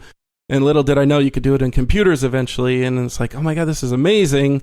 I want to do that. And then you look at Gareth Edwards' class, or you look at Andrew Kramer's tutorials, and then you're like, I have this software and I can do this now. Yeah. Right. And I can make a film in my computer. Yeah. And then you get Cinema 4D and you start doing logos and animation, and you're like, hit up all your friends. Hey, if you need a logo design, let me know and I'll be happy to do it. So a friend of mine says, I'm going to hold on to that favor. And a few months later, he hit me up and said he had a Kickstarter campaign he wanted to do to raise money to do a little comedy, romantic comedy horror film. And I think start to finish in 10 days, he wrote the script. We shot it on the Canon 7D. I edited the thing, did sound design, and a ton of VFX. We put it on Kickstarter, and in 30 days, we raised $100,000 to do this movie. Wow. A few months. Which movie was this? This was Night of the Living Deb? Night of the Living Deb, yeah. Nice. And we're on a plane a couple months later to Portland, Maine, and got a couple of recognizable actor faces to do a couple day appearances in it and make it fun. Spent a month shooting the movie there, came back home and jumped into post. And next thing I know, I'm a feature film editor. And I'm editing the film for several months side by side with the director. I was telling David that is the best film school I had ever gone through. That's so cool, yeah. Mm-hmm. And then when picture was locked, we got involved in VFX, and I think at last count there were 275 VFX shots. Jeez, in the film. That's a lot. and it was. I've done 50. I've done Man. like 50, and that's a lot. Yeah, yeah. But Mhm. yeah, and some were easy. It's just like, oh, move that shadow or get rid of that water bottle in the background. But others Mhm. were like people getting hit by cars and body hits and Mhm. a lot of gunshots, a lot of blood spatters, and stock footage and that kind of stuff, to stock elements to put on things. But it was not only a crash course in filmmaking, but it was a crash course in VFX as well, and learning how to move everything into the log color space, and yeah, I had to deal with that too. and then bring it back in at the end and send it to. I became a one-man post house, and I was delivered the whole movie to the sound house, to the color grading. I didn't do the color grading, but just prepping the files, getting the reels out, getting all that stuff back, putting it back together, making DCP, getting everything ready for. I did that too. I had to make some DCPs. Yeah. But the biggest What's panic. DCP? What's that? It's digital the cinema package. It's like what you send to the you have to like download some proprietary software to get it done, and then you send it to the theater. So they test. just It's take the drive digital, and plug it into the projector, and it's the format that all the Mm. digital cinemas project in. But I think the worst horror story of that film is he set the date for premiere, cast and crew premiere, I think a year later or however much longer later in Portland, and I'm on the plane still doing VFX shots on my laptop. Oh my and god! I'm in the hotel room leading up to the premiere doing VFX on my laptop. That's nuts. And I'm in the back of the taxi on the way to the theater. Jeez. And there are my 500 gosh. people in the theater waiting, and I'm still rendering. And I had no time to burn out a Blu-ray or a DCP or anything, so I literally Just play it right plugged from your computer. You plugged your laptop a in? MacBook Oh, dude. Pro, Oh my God. 2013 MacBook Pro HDMI port into the DCP projector and played it from the Premiere timeline. That's And- Oh incredible. my god. And during From the premiere timeline. from the Premiere nonetheless. timeline, it wasn't Holy even rendered shit. out. And Oh my God. some dingus kicked the power cord out of my Oh, my God. PC. So I'm down in the theater. The director and I are standing in the back, my buddy Kyle. And we're high-fiving each other like, we did it. Oh my God, this is amazing. And then the movie starts stuttering, and it's like, This is like the story of like every 48-hour film that I've done, like what I'm finishing it thinking in the right now, car yeah. in a rainstorm on the way to the premiere, Yes. but then like dragged out over a year, so the Yeah, stakes are so yeah. much higher. And Yeah. the picture starts stuttering, and I'm like, "What?" He's Oh, looking at God. me, and I'm looking at him. And we're like, "What's going on?" And we run Oh, up, and sure man. enough, the power cord's out. The Mac is running on battery power, running the Right. the And USB it's drive, dumping off everything battery to power. RAM. Yeah, Yeah. yeah. Well, at Yeah. least it didn't fully black out. It did. You realized fully blacked did? out, fully Oh, blacked no. out. Yeah. And we had to reboot, Jeez. and scramble, and get it back up and running. And there was one VFX shot that I placed in there and hadn't saved the timeline yet. Oh no! But luckily, that had played already before it went down. Okay, good. Yeah. Oh, good. So it was tragic. Man, that's terrible. And then- everybody's down there looking at you up Yeah. through the window. Or you actually feel the needles of pins and needles piercing your Yeah. skin of anxiety.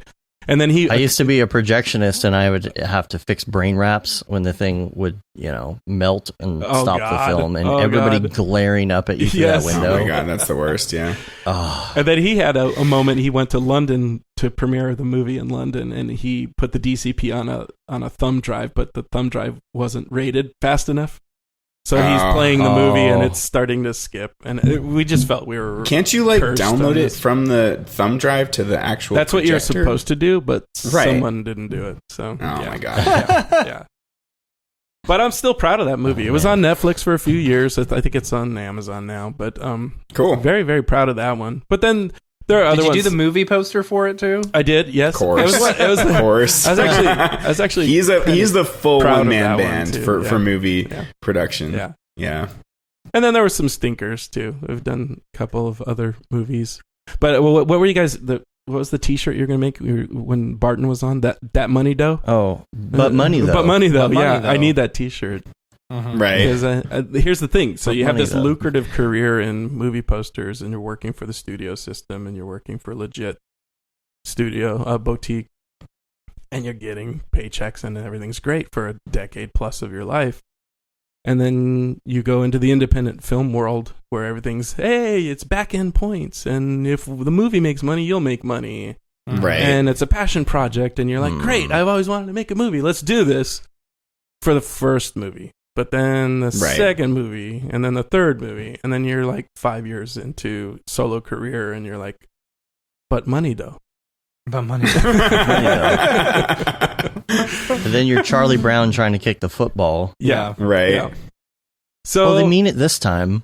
yeah. And then they come but back. at least you trained up your skills like a madman, you know? Yeah. But Yeah. like David, I absolutely hate doing VFX now. It's like, Oh, you do? That's hilarious. Funny, You've come around finally. I don't mind it. I don't mind it too much. but you think all these years of doing movie poster composition, it's like you take those skills and you take those lighting. Yeah, and it's you now you're blending using black points compositing and all and that. moving Yeah. images. and you think it's a lateral thing. You go from print to moving, but then you realize, a lot of times I'm matching CG elements to live plates. And this is something I said to David. He was doing a lot of the astronaut stuff, that astronaut video, Right. space. And I was like, he's got it right. He's just doing 100% CG. just 100% CG. He doesn't have to Except the composite. He face. doesn't have to make anything match. And that's the biggest struggle Yeah. is to get this stuff to blend and match in there. It's So true. here I am thinking, coming off this 20-year career of being top in my field and being all braggadocious. And then I get into this and every day's a struggle. And every shot is a nightmare to track, or there's tons of roto, or it's all this monotonous, repetitious stuff. And Yeah, at I was the gonna end say, of like, the when I day, was- you look at the shot and you go, it sucks. It's pretty good. Pretty good, I It guess. sucks. Yeah. And that's where it's like I was always a good enough is never good enough until I got into VFX, and then it became okay, it's good enough.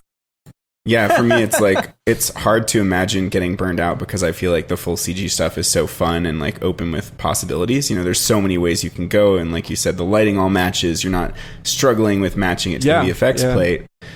But I definitely could have gotten, and I sort of started to get burned out on the VFX work because like when you get into the thick of it, most of it's like 3D tracking over and over again, or roto over and over, or all the damn removals. Like on a feature film of like 50 to 100 shots, there were maybe 2 or 3 shots that were really fun that I would put on my reel. Like there was this one I did called Coming Through the Rye that we like worked in some camera that moves into the trophy case and through these CG trophies and then back out. One.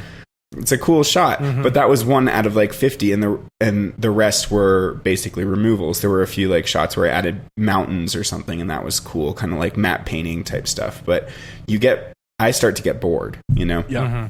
Yeah. So like there's definitely reasons, like burnout reasons are like too many hours, like I'm starting to get bored because I'm doing the same damn thing over and over, or they're not paying me well. Like there are lots of different reasons why you could burn out, you know? Yeah, it comes down to really does come down to money at a point. I mean, I'm still doing favors for friends and fun projects that I think it's like, okay, is this worth my time to do for reduced rate or no rate at all? Yeah. But yeah, I need to kind of start setting some boundaries and getting back into thinking about retirement funds. And you know, I'm getting up there in age, and I can't keep up with you. Residual income. You young lads. Yeah, I actually thought about that lads. at some point too. Putting models up on Turbo Squid.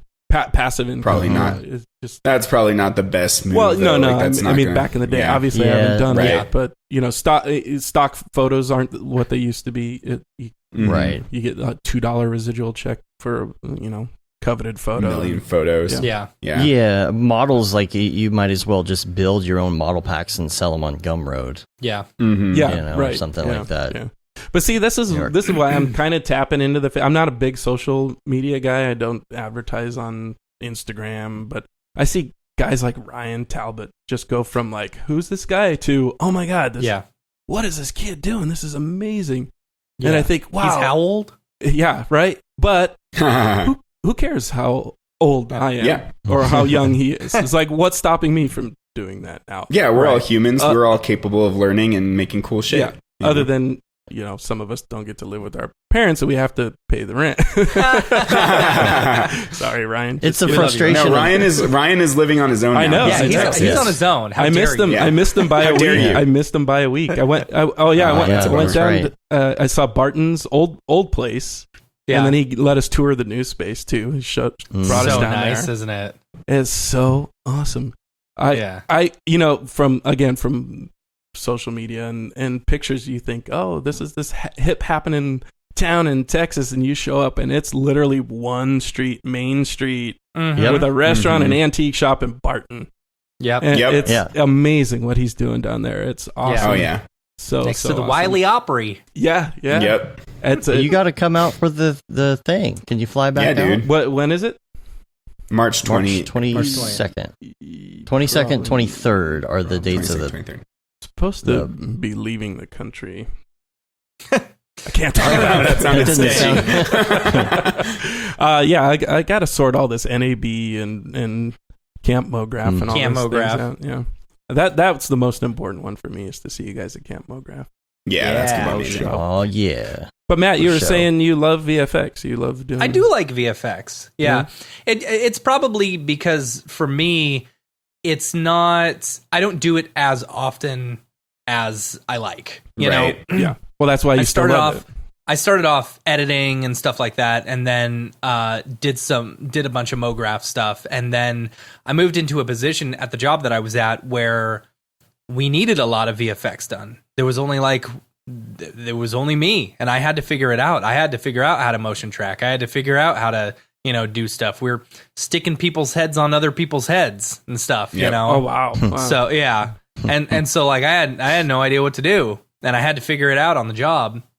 But I mean, that became time consuming. That one job lasted a whole year, and the client was just awful to deal with. Yeah. So, but like nowadays, we do a lot of MoGraph stuff, but we also have like one or two clients that come back for VFX stuff, and I really enjoy just sitting down and doing the VFX stuff. I don't like the rotoscoping as much. Well, but roto can be such a great, like, relaxing thing for just short bouts, like for like a can be. week. Note And to then I just self: listen send to all roto audiobooks. to David. Yeah, give me Yeah, the roto. right. Yeah. I'm like tired of this like high end CG shit. Let's just do some roto. Like I need some more phone it in jobs Right. for a little bit. Yeah. Oh, I meant to tell you guys, I saw one of the jobs I tossed your way ended up on your demo reel. I was actually really excited that actually worked out. Was that the that was Daphne the and Selma Scooby-Doo one? show thing? Yeah, that, Scooby-Doo movie. I was really, Yeah. I was very proud of that one. that turned out because really that's great. I mean, it's a hard ask, Yeah. especially like it was motion we- tracking. It was completely replacing a wall, getting rid of something. Yeah, and to changing the actually wall. do What it, was and the it story turned that the- out really well. I was the really s- happy with The it. set designer like put these statues in there that they didn't get the clearance to use, and then you guys had to Right? pull the Yeah. statues out. Yeah, The artist had to approve anything where it was going to be in a video. I've heard of that before. Certain pieces of art.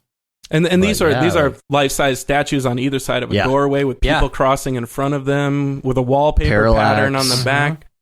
Yeah. Yeah, and that job Yeah. came my way, and I quoted my California prices, and they're like, Yeah. "Eee." Uh. And I Yeah. said, well, here's the Texas boys. here's the Texas price. Here's Cheapy McCheapertons. They'll do anything. But those They'll guys, do anything. those guys only called me once after that for some birthday video for some rich and famous dude, and I've Mhm. never heard If- from them again. So If it makes you feel any better, they never called us back Okay, either. okay. Yeah. Oh, that's funny. I think my guy That's funny. that used me left the company. That's why I don't hear from I him anymore. did get to talk to Ashley Tisdale on the phone though, which was pretty sweet. Nice.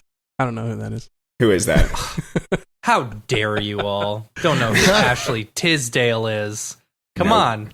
It's her production company who put it together. Ashley Oh, nice. Tisdale, Well, from The there you go. Sweet Life of Zach and Cody. Oh, amazing. And what else? High School Musical. She was Sharpay. Come on. What? And you got to Okay. talk to her on the phone. I mean, I was on a meeting with her. Nice. Wasn't one-on-one. Ashley Yeah, Tisdale. that all Yeah. of these years I've worked, had the fortune to be connected to this amazing designer who hires me to work on these David Fincher projects. And Yeah. in decades, I've met the man once. I think we were working on Gone Girl, and Mm-hmm. tight crunch, and he was gearing up for production for some Levi commercial. So I had to pack up my Mac, put it in the car, drive down to Hollywood, and set up shop in his conference room, and had a lovely hangout with him for the day. Mm-hmm. And it was this weird experience. You go in the kitchen, they ordered pizza, and you walk in, and Steven Soderbergh's hanging out in the kitchen. Oh my god. And it's just like, it's like I always said it was you go whenever a movie is on a back lot and you see the showgirl and the knight in shining armor and the cowboy. That's what this felt like. You're just walking through this production office and there's all this like, oh, there's Abraham Lincoln and Elvis. It's like so weird. That's awesome. Here you go, Matt. Tony, what's the hardest? That's Ashley Tisdale, Okay. right? Where's That was pre nose job though. You talked to her post nose job. Oh, okay. What? You talked to her post nose Allegedly. Allegedly on the movie. Tony, what's the hardest VFX shot you've ever done? Oh my God! You know which one it is, right? Oh, was it the massive helicopter shot where you had to remove all the cars? It's in that link if you want to pull that up. So these filmmaker friends of mine come to me and they say, okay, we got 3 VFX shots for this movie. Do you think you can do them? I'm like, what are they? Well, we got this one aerial shot over Vegas. We want it to be destructive post-apocalyptic. Like, yeah, it sounds easy. It's like, okay, and then we got this other shot of a scorpion crawling on a girl's face. I'm like, okay, we could do that CG. Sounds tricky. Yeah. And then we got this scene in the desert, the sandstorm, and then the sandstorm comes over the hill. It's like, sure, let's do it. So I sign up. We're all get ready to go. A couple months later, they come back, films in the can, and they have this 30-second uncut drone shot over Vegas that's already been pre-stabilized because of the stock footage. Mm-hmm. And the director says, we want it to pull away from the city instead of fly over the city. Can you do that? Yeah, so I'm speed, like, sure, no negative 100. And then you realize, there are 1,000 cars on the boulevard all going the wrong direction. No. And this is supposed to be apocalypse. There shouldn't be any moving cars. So I'm in there using Mocha remove tool unsuccessfully. I bought this plugin for After Effects called 3D Projector or something like that, where you track the shot, you get a 3D camera in there, and then you put a solid in, and it projects the image onto the solid, but then it removes and it undistorts it, and then you can go in and paint things out. And I think that was the first Mocha shot. Import Plus. It was the first shot I started on, and it was the last shot I delivered. And they were in post for a year on this movie. And then the sandstorm that was supposed to be one shot of the sand coming over the hill turned into this. We talked about it earlier. Turned into this 3-minute scene of her being completely engulfed in the sandstorm, and the DP had no VFX experience, so he didn't know to keep the horizon at least for something to track. So he's dipping full down into the sand. I think we talked about this in the interview a bit.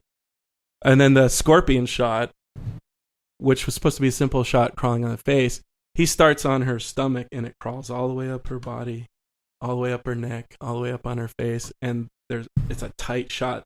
So she's breathing and you don't have any room to track. And I'm like, I hit David up. I'm like, how are we going to do this? And he's like, I have no idea. So he tracked her head for me. And I used like PF Track or something. Is that what that worked? That worked for the headshot. But I ended up doing this thing, and I just redid this technique. I've used it 3 times now, and I'm so proud of it. Oh yeah, this was that crazy thing you did. So you got this camera move in a shot. I can't even describe it. It was like, I'm so proud, and I'm sure it was like, I'll say it out loud, and everybody will be like, yeah, duh. Yeah, it's just a button in After Effects. Yeah, no. I stabilized these moving shots. So there's one of the shots of her in the desert where she's running and the cameraman's dipping, and it's full on moving tracking shot. She's running. It's bouncing all over the place. I literally stabilized the shot as best as I could, comped all the sandstorm back onto it, and then put the motion back into the shot. Which is like classic Andrew Kramer, but it's not something you would think to do with like a 3D crazy shot like that. And I did that with the scorpion shot too. I ended up so it was this pan shot, started on her pelvis and worked all the way up to her face. And I literally stitched the whole thing together as one locked off shot, animated the scorpion crawling up, and then put the camera move back into the shot. Yeah. I think I've seen something like that similar, like they showed the like the Zapruder film or something like that. Oh, cool. Where they were like, panning along and you saw each individual frame, so it was building out the entire scene. Without it panning. It was just like a panoramic. Yeah. That's pretty cool. And then I just got a shot last week.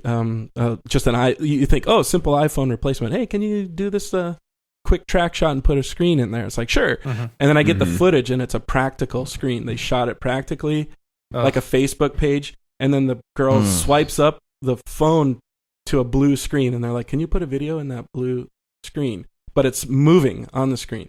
So her hand is moving, the phone is moving, the screen is animating, and the camera is this over the head crane shot down on and the camera comes into view, or the phone comes into view, but then goes out of frame. And I'm like, there's nothing to track on this. I don't know what I'm going to do. So I went through until she scrolled up the phone till the blue screen was visible on the screen, and I took a freeze frame of it, and I pinned it off the phone screen. I took a freeze frame and pinned it and tracked it to that. And then as the phone went off the bottom of the screen, I freeze framed it and put that off. And that was the only way I could get. And I stabilized the whole crane shot. And then that was the only way Mocha was able to capture that shot. So this isn't like my new go-to technique. If I spent 2 days failing on a track, and Mocha, as amazing as it is, Mocha sucks sometimes too. Really. It's either going to work great or you're going to have some hell. Yeah. My extent of Mocha knowledge is like, make the shape, hit the button. If it fails, do something manual, just fudge it around. Turn perspective on or off, depending on what you're working on. Actually, I think one of the first times I heard about you guys, Dave and Matt, was David did a Brograph Mocha tutorial. Oh yeah. And Mary Poplin. Okay, fine. That was the extent of my Mocha knowledge. But that was so great. I actually learned a lot from that. Stabilizing. And then Mary Poplin commented on it, and I was like, "Whoa, Mary's talking to David." Mary Poplin. It's like, who's this David dude? Oh my god! And now David's like the king of the internet. No, I'm not. Shut up. Octanes. Jesus. Thanks to you guys. Getting back to it's all you guys propelled him into stardom. We wouldn't be anywhere without David. That is 100% true. You guys just stopped blowing smoke on my ass, David's please. octaneness is his selling point. That's how he's famous. Well, he's the best at octane. I want to believe that he saw my passion and then threw that same passion into what he does. Oh, I did. You inspire me, man. Yeah. Yeah, Tony and I was going to ask, how did we become best friends forever, Tony? We just become best friends? It was your icy blue eyes, your beautiful blue eyes. It was my icy blue Yeah. But see, I have all these opportunities. We had a pen pal, broship going on for a while, because we both worked with this DP, Eric Hurt. It was back when you lived in Virginia, right? Yeah, back when I was in Virginia. Wow. And we both worked on movies with him or projects. And but Eric introduced us online. So for a while, we were email buddies, and Tony would send me his work, and I'd be like, whoa, how'd you get such a clean key on that? Or whoa, how'd you track all this reflections in the buildings with distortion? And then Tony would be like, whoa, how do you have such a great eye? And you were it's how did you even catch that? Nobody else saw that. Yeah, exactly. I'm going to run everything I do past this guy for the rest of my career. Yeah, exactly. And it's true. We were both kind of doing that for a while. We share projects to this day. Dude. Totally. And his are amazing. Seemed like a long time ago. Mine are. What's that? I said the Virginia days seemed like a long time ago. When we they were a long time ago now. Do the live show, Matt and I would just record by ourselves at 10 o'clock at night on a Sunday, and we'd call into you, and it was an hour later. So we talked to you on the phone till 3 a.m. Those were good days. Then we play Oculus Rift until Halo. Oh my god! Shoot each other with the gift I've ever been given. Rec Room. Oculus. Oh Rift. yeah, I gave okay, you guys. So you know how you guys gave me an Oculus Rift. Yeah. I paid it forward and gave Tony an Oculus Rift. Yeah, the greatest thing I've ever experienced in my life. Because the VR fad hits. Okay, first let's technology here. Okay. Our computers can finally handle 1080p video. This is so great. I can render on my iMac. This is so what? 4K? What do you now? I have to do everything in 4K. Right? Yeah. Okay, cool. I can do everything in 4K now. Everything's great. I can upgrade it. Everything. What you want? 360 video? 360, 8K. Yeah. Oh, what you want? Stereoscopic? You want VR? Yeah. And it's I just gotta stop at a certain point. I just can't. I can't keep doing this. It's never. And then I kind of ignored VR for as long as I could, and then I get. Sorry if y'all can hear the baby crying. I get this. No, we can't hear it. I get this amazing gift from Schmoopy and David, and it just changed my life. It completely changed my life. I'm like in that thing all the time, and Sonya's playing Beat Saber like a beat master, like a boss. Dude, that's insane. She gets so vicious when she plays too. Like, so you got to be on the lookout for whoever you're going to pay it forward Yeah, to. right. That's true. Yeah, I actually, my Oculus Rift is kind of old. I really could use the We got to S. upgrade all of ours to Rift S's. This is Tony's just a got the Rift really S. expensive version of going through Starbucks in the drive-thru line, and everybody's paying for the person behind them. You just stand at Best Buy the whole day waiting for someone to buy an Oculus Rift, and you're like, "Excuse me, I'd like to buy that for you." We had to get the silicone face. The foam gets all sweaty and nasty, and we'd have people come over playing Robo Recall and Beat Saber, and it's like, your turn, and you put it on, and it's just the sopping bacteria mess on your face. So we got this little silicone thing, and we use these little alcohol wipes on it. Oh, that's smart. I didn't know they had that. Yeah, it's like only $12 on Amazon. But then we bought these 3D printed lightsaber handles that your Oculus, you got to take the strap off, but your Oculus fits in there, and it changes the center of gravity on them. And our game improved. David tried them, but he's like, "Take these off. I can't play." Yeah, I felt like it slowed me down actually, because it was more hefty. I feel like you got more ninja skills with them on there. But it definitely feels fun, like funny, you're holding lightsabers. Adam Savage from Tested from MythBusters. Yeah, MythBusters. I saw he did some aluminum lightsaber handles on his lathe, but he bought the exact same 3D printed handles that we have for the Oculus, and then he used most of the parts of it to put in his aluminum ones. But it's badass. It's so awesome. Speaking of 3D printing things, oh, good segue. Hey-o. Yeah, this is my new hobby. Talk about 3D printing. Yeah. What do you have? What's your printer? I got here's what's funny. I did no research at all. I was like, it's time to get into this. I think for the last 5-6 years, I just always envisioned printing out little coin-sized logos, my company logo, and just handing them out like when we go to trade shows or whatever. Instead of business cards, just hand out a little 3D logo. And this is something I've thought about doing forever, but I always thought the price, the entry price was too ridiculous. So it's like, okay, you can order out and get them delivered, and I just never got around to doing it, just procrastinating. And then one day I was like, okay, I'm bored, I need a new hobby, let's look this up. I get on Amazon, I find some shitty printer for like $150, and I, for whatever reason, hesitate and hold off on it, and then when I'm ready to take the plunge, I go back and I can't find that cheap printer, but I find the Creality Ender 3 Pro. It was like on sale for $220. And I was like, oh, okay, that sounds good enough. And I click it with no research at all.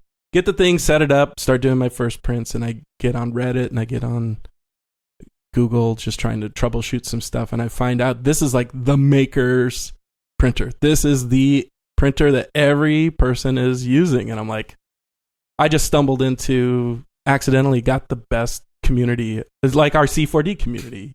You get on Reddit, everyone's Ender 3.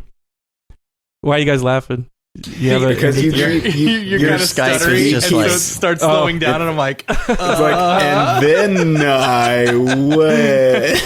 That's funny. Sorry, go ahead. It's like Hopefully your the recording goes Dropbox kicked on or something. Oh shit! Yeah, I your think internet speeds are crashing. Yeah, I think it might be getting better though. Yeah. Okay. Yeah, I think you're better. So did you hear any of that? I got the Ender 3 Pro. Long story short. The Ender 3 Pro. Okay, Yeah, cool. yeah. Long story short. Long story short. Yeah. Where do you get some of your models? I meant to bring and some stuff? of my. Yeah, I meant to bring some into show, and then I got sidetracked and forgot. But, mostly, I'm just $250. That's not bad. Oh my god, it's great, and you can get them. Yeah, Tony was saying like the cheapest ones are. He found out that the cheapest one is like the best. You looked on that forum, right, for 3D printing, and everybody's recommending this like super cheap one, and he's modded it. It's what's crazy to me is like 3D printing parts for the 3D printer. Yeah, like the 3D printer makes itself. It's becoming self-aware. It's becoming like when you combine AI and 3D printing and like Yeah, what's that? It's the Merc of 3D printing. Yeah. I think everybody right out of the box, the first thing they do is they print the mods for the printer, and it just starts building itself. I spent most of the time doing that, and then there's great sites like My Mini What's Factory. the term for that? Sorry, real quick. What's the term for that like probe that like colonizes worlds and like builds more of itself? It's a Van Neumann probe is a self-replicating spacecraft. That's what we're getting closer towards. Yeah. But there's libraries like Turbo Squid, but for the 3D printing community, My Mini Factory and Thingiverse, where people are just dumping tons and tons of free stuff on there. So I've only designed like maybe one or two things so far of my own to print. Mostly it's just like, oh, I haven't done the Baby Yoda craze, but I think everyone's doing his Baby name Groots is for The Child. Thank you. The Child, sorry. The Child. But I'm having a blast with it. And when I last saw you guys at I saw you since then. But when I saw you guys at SIGGRAPH, Oculus had the medium booth, the sculpting, that was cool. sculpting thing there, and the people were trying it on, and I got it bundled free with the Rift, and I was like, oh, this is a cute toy of sculpting. Let's just save it for the professionals in ZBrush or whatever. But then they had a glass case of all the 3D printed models that were coming out of Medium. Yeah, like Steve Teeps that did a bunch of those. It was amazing quality coming off this thing, and I was like, oh, this is a real tool. I need to spend some time in here. It's the future of software. Yeah. Like, I don't know if it'll be like VR where we're so constricted, and can only see the VR world, but like in AR, it's more intuitive to work in 3D that way. To have like these tools right at your disposal and to actually physically interact with the models. Because you've got ZBrush or you've got the sculpting tools in Cinema, but you're still on a 2D preview device. So you're spinning things around, but you put that stereoscopic goggles on, and you've got parallax and you've got depth, and it really just takes you into this whole other level of like, this is what 3D sculpting is supposed to be. So I can't wait to really roll up my sleeves and do something real in it. Show. James Ramirez has been doing a bunch of I think it's Oculus Medium, or maybe it's the other one, but he's been, if you follow him on Instagram, he's been doing a ton of these like super cool little animations and stuff like that with it. Yeah. It's neat. Sweet. Yeah. There's another app called Quill, which is more of a drawing app, and that's all animated stuff. And it comes preloaded with some scenes that people have done, and it's just like, oh yes, this is amazing. Those scenes, like you just keep scaling them up and up and going inside of them. Mini worlds inside of the cool. worlds. Yeah. And then there's also like Gravity Sketch, which is supposed to be really good for hard surface modeling. So that's its own thing too. I don't know if you've heard of that one, Tony. I've tried it. What's it called? It's Gravity Sketch. No, I'll look it up. It's by Google, right? I don't know. I think Google makes Gravity Sketch. I think. Is that right? They probably bought it because they buy everything. Yeah, I know, right? Yeah. I'm wondering on the 3D printer front if I should maybe dabble in the resin printing stuff. I was tempted. I was reading the post-processing on it, though, with the UV light curing, and you have to rinse it in alcohol and all that. And it's like, I'm just dipping my toe in. Right. So let me like play around and have fun with it, and then when I get to that level of like, okay, let's bump it up, then I'll do that. But the Elegoo Mars is like the same price, maybe $50 more than the Ender 3 filament printer. The Elegoo Mars resin printer is under $300, but it's a smaller plate. The build plate is a lot smaller. I think it's just an iPhone screen resolution. So, but I'm on the Reddit subreddit 3D printing all the time, and you see a resin print versus a filament print, and it's hands down like, absolutely gorgeous. Is resin the one that's like potentially poisonous? Like, aren't a lot of these like it's very pretty toxic? dangerous? Yeah, like even the fumes you have to ventilate, and you have to do where the PLA stuff, the filament printers is like the cornstarch based, and I don't smell anything. See, I never use PLA. I always use ABS. Oh, you do? So you're dealing with some fumes. I know some of these words. It's not that bad though. But the I know thing some of is these that words. if you take a print that you've done with PLS and you just set it in your car in Texas, it'll melt. Yeah, that happened to me. I made these little medallions to give out at the Burning Man, and I had one in my car, and the whole thing just sunk in on itself. Yeah. I mean, PLA is supposed to be better for the environment and whatnot. Yeah, but, it's biodegradable, blah, blah, blah, blah, blah. all that stuff. All that fun blah, stuff. blah, blah, blah, blah. It's non-GMO. Do you have dual heads? I think I would get into it if you could make like bronze or I mean, like I know that there are metal 3D printers already, but they're like way harder to use. Did you see that And more expensive. Adam Savage did a full size Iron Man suit out of titanium, 3D printed? See, that's amazing. $250,000. Oh my god! And it's bulletproof. They shot guns at it, and then they took it to what's his name, Ren at Corridor. Did you see the video where he did the rocket? Oh, I haven't seen it. No. Oh, I've seen where he does the rocket. That's jetpack thing. Yes. Adam Savage Yeah. took his Iron Man to that same dude, and they flew the Iron Man suit with that jetpack. Oh, that's incredible. That was pretty awesome. That's so cool. Yeah. Speaking of that episode with Ren and the jetpack is really Speaking fun. of Corridor. You should check that out. Yeah. Thanks to Dave. Oh yeah, we went up to Corridor before I moved. Oh, you went did? up to Corridor. Yeah, We need to have Ren on the show. Yeah, you do. Yeah. For serious. And Clint. Clint is amazing Clint's too. awesome. I mean, all those guys are awesome. Nico and Sam. Ren's got some energy, man. That dude's got. Oh yeah, Yeah. he totally does. Isn't he the Beat Saber master? He's like, Yes. He's like one of the world champions of Beat Saber or something like that. Seriously? That's funny. He's freaky good at it. And like when he was doing this gravity suit thing and like actually hovered, he was like, "It's all the Beat Saber training." yeah, he got a coin for doing that. He got two the coins challenge coin. in just 2 times he managed to hover, which is very rare. Like most people take way longer than that because it's very hard. You've got jet turbines on your arms and one on your back, and you have to like make a tripod of force and hold your body steady and like bring your arms down gradually and vector downwards, which is what lifts you off the ground. It's freaking nuts. Like they just made this Iron Man suit just because. There's like really cool TED Talks about it too. I spent a whole day, wasted a whole day basically like researching all this. Yeah, if you guys get a chance to Savage Builds was on like Discovery Channel or one of those Science Channel Discovery. He builds the whole Iron Man suit, 3D prints it, titanium, and they go fly it with the same guy that Ren went to. Awesome. I've been looking at some of those videos.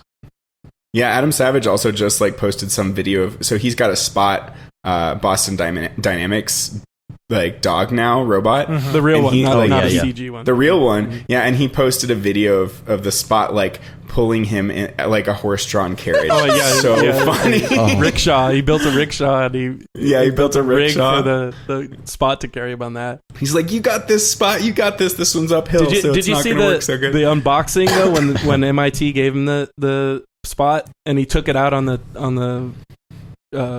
the playground course? or the course. Yeah, I did. And you're watching this thing crawling up these rocks, and it looks like a dog or a goat the way this thing is moving on there. It's the way it counterbalances it's so and freaking catches creepy. itself. I mean, it's as creepy as the Bosstown Dynamics fake thing. Yeah, Bosstown. This was Bosstown. Corridor. Oh no!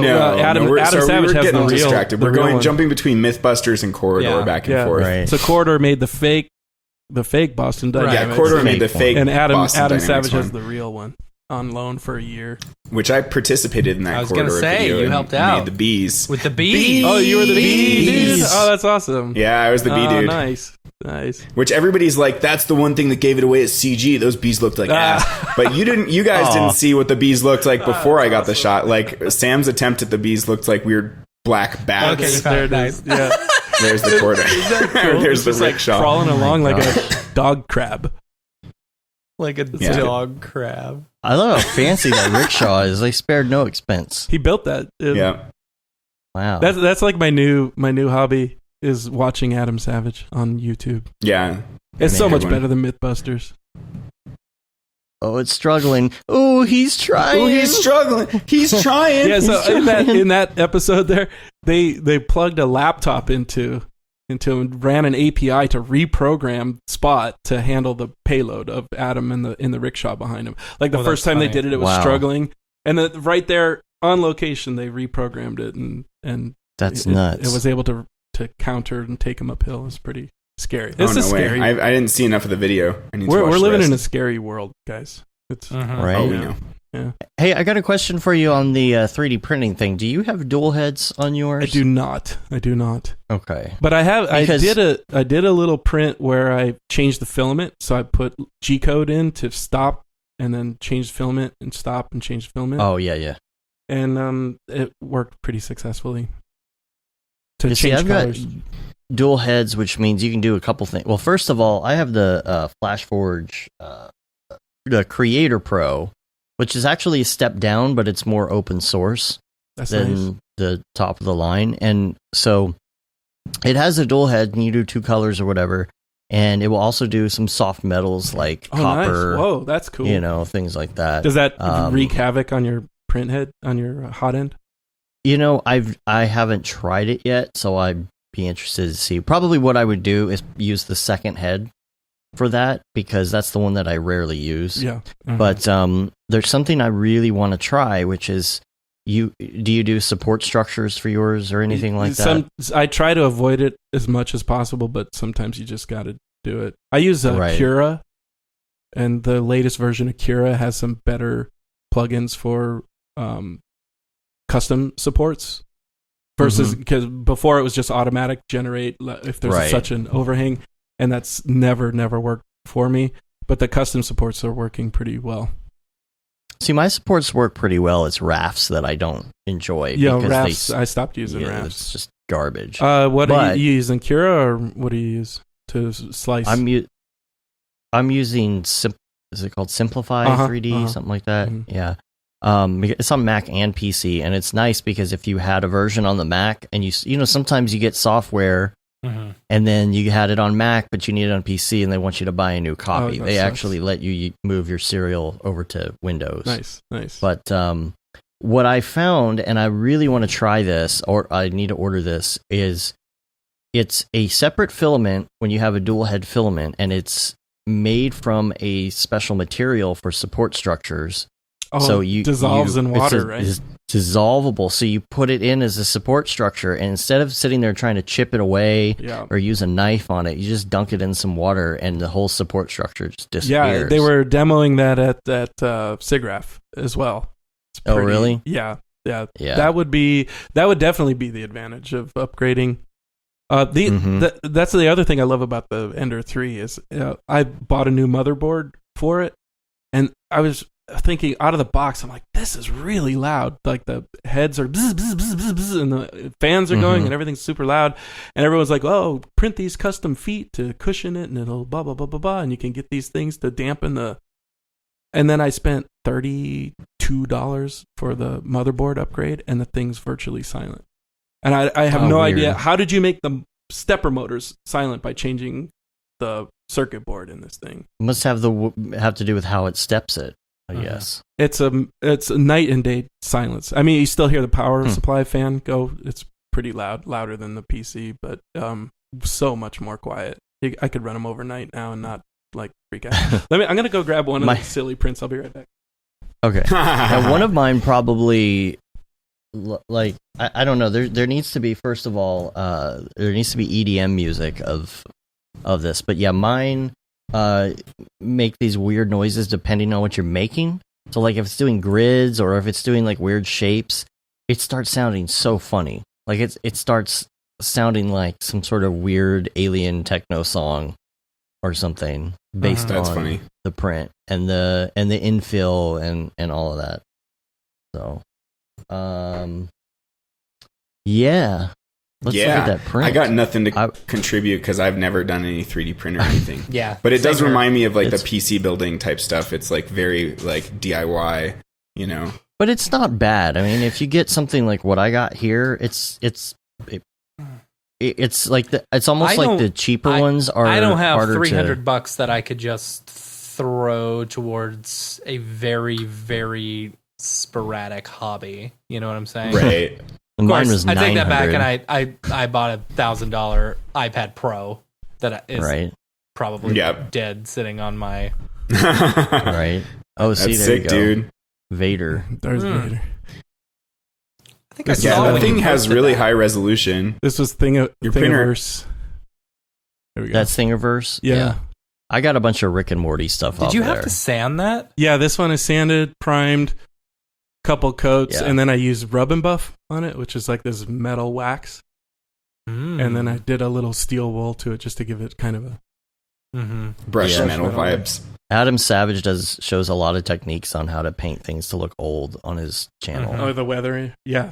Yeah, the weathering stuff. I sand mine, and I actually enjoy. That's awesome. Did printed a giant Oreo cookie, but I haven't glued it together What's yet. inside? It's a screw lid and it's gravity. Oh, that's Check it awesome. out. Holds your Oh, weed. nice. It just spins all by Holds itself. your weed.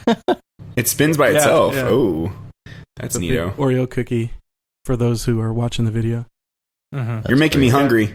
But here's the one again for the people watching video. This is the The demo cone. I did the G code to change out the filament, so I went black, orange, and white. Sorry, I'm having Yeah, trouble. see, mine did it dual colored automatically. That's pretty I nice. love the dual head. Yeah. And So then- if you want to do more than 2 colors, do you have to switch out? Do you have to switch out the filament Yeah. as it's going? yeah, you put a pause in the G code, and it's a layer thing too, so you can't kind of Mhm. you have to You have to do orient it quickly. No, stuff heats up and cools down pretty fast. But this You is just don't want to accidentally nudge the Nice. bed, so the whole reason for years of wanting a 3D print, I finally printed. so you my could have logo. that. It's funny. And then doing silly stuff like printing. Oh, that's that's cool. nice. Nice. So it's And And how I'm long did just that take thinking you more, to print? That was 9-hour print. That's not too bad. But Man. I'm just printing a bunch of crap I don't need. Oh, that's cool. Just hold all my I like tools that. in there. Yeah, a little milk crate. And all that stuff's on Thingiverse, so it's like, and Yeah. so I can't even brag about it because I didn't create any of it. Mhm. Yeah, but don't you have that skull that you sculpted yourself? Oh, yeah. I created this character that I'm going to do something with someday. You know how we always have that project. Yeah. Right. So I've got an animation of him on my Vimeo, and it started out as a pencil sketch. It turned into a hand-drawn comic book. It turned into a Flash animation through the years. About 5-6 years ago, I made him CG, came to life, and then I printed him in 3D. So after like a decade of designing this character, I was finally holding him in my hand. It was like this really like, I made this. It was pretty cool. That's awesome. But yeah, a friend asked me the other day, so what do you do with all this 3D stuff? And I'm like, Put it in a box. yeah, I just So, waste. You're like, it's funsies. Yeah, it's literally a hobby Yeah. at this point. I haven't.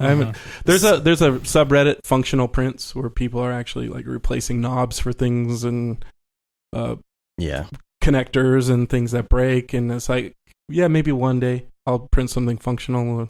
Like a lot of people are printing headphone stands that clip onto desks and that kind of stuff. Yeah. But, Mhm. so there are practical uses. Yeah. But a lot of the comments Yeah, are. I had a 3D print of an Oculus one. It just holds the Oculus sensor so that you could put your third one back up on the wall. So just like a little Oculus mount. There's tons of Who stuff. needs like that. Oculus Yeah. sensors when you have the Rift S? I know when you've got the Rift S. I know, right? I've still got the old one because I didn't buy it for myself. Yeah, but it's a great hobby, But yeah. and it's relatively inexpensive. It's not like I had to dump thousands of dollars into it. You know, like switching from Yeah. the Mac to the PC. Right. That was a pain in the ass. What are you guys going to switch back to Mac with this new $50,000 No. Mac? If someone gives me No. one, sure. And then I'm you still considering won't use it all the time. I'm considering getting the low end, just with just to see how Octane performs on it.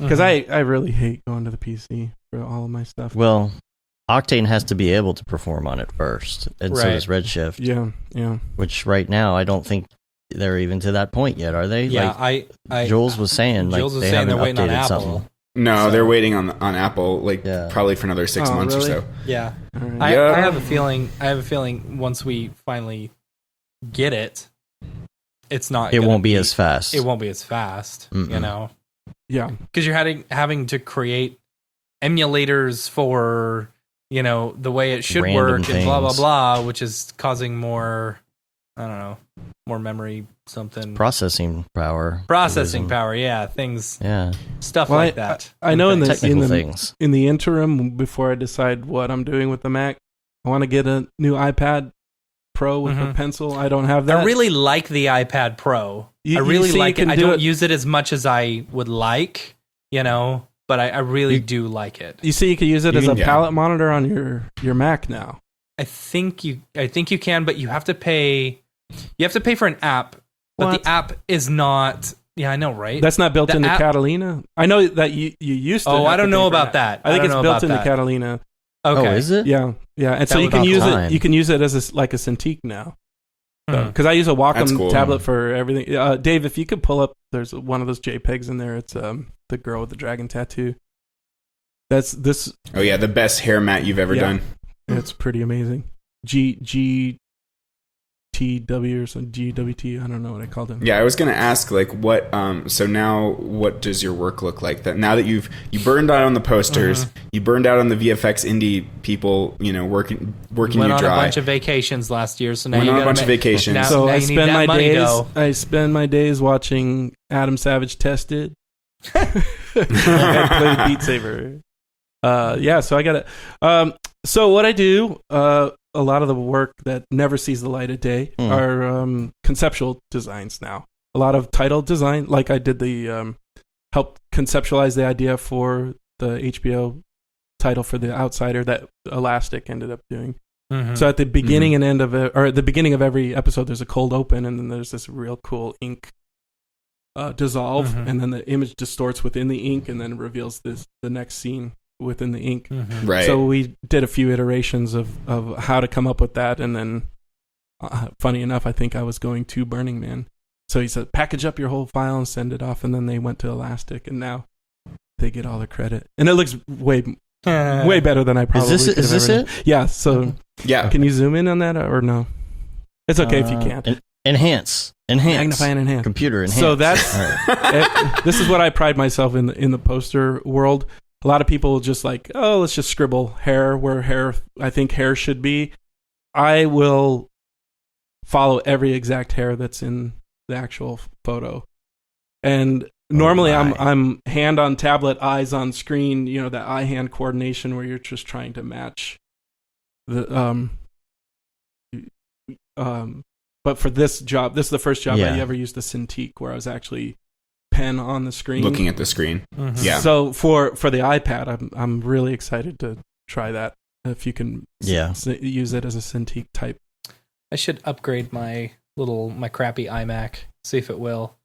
If it does, I should give that a try. That would be cool to be able to just move over there and use my iPad Pro as a Cintiq. Yeah. I doubt your crappy iPad will upgrade. That's the problem. My crappy iMac? It might. Yeah. What year is your iMac? I don't know.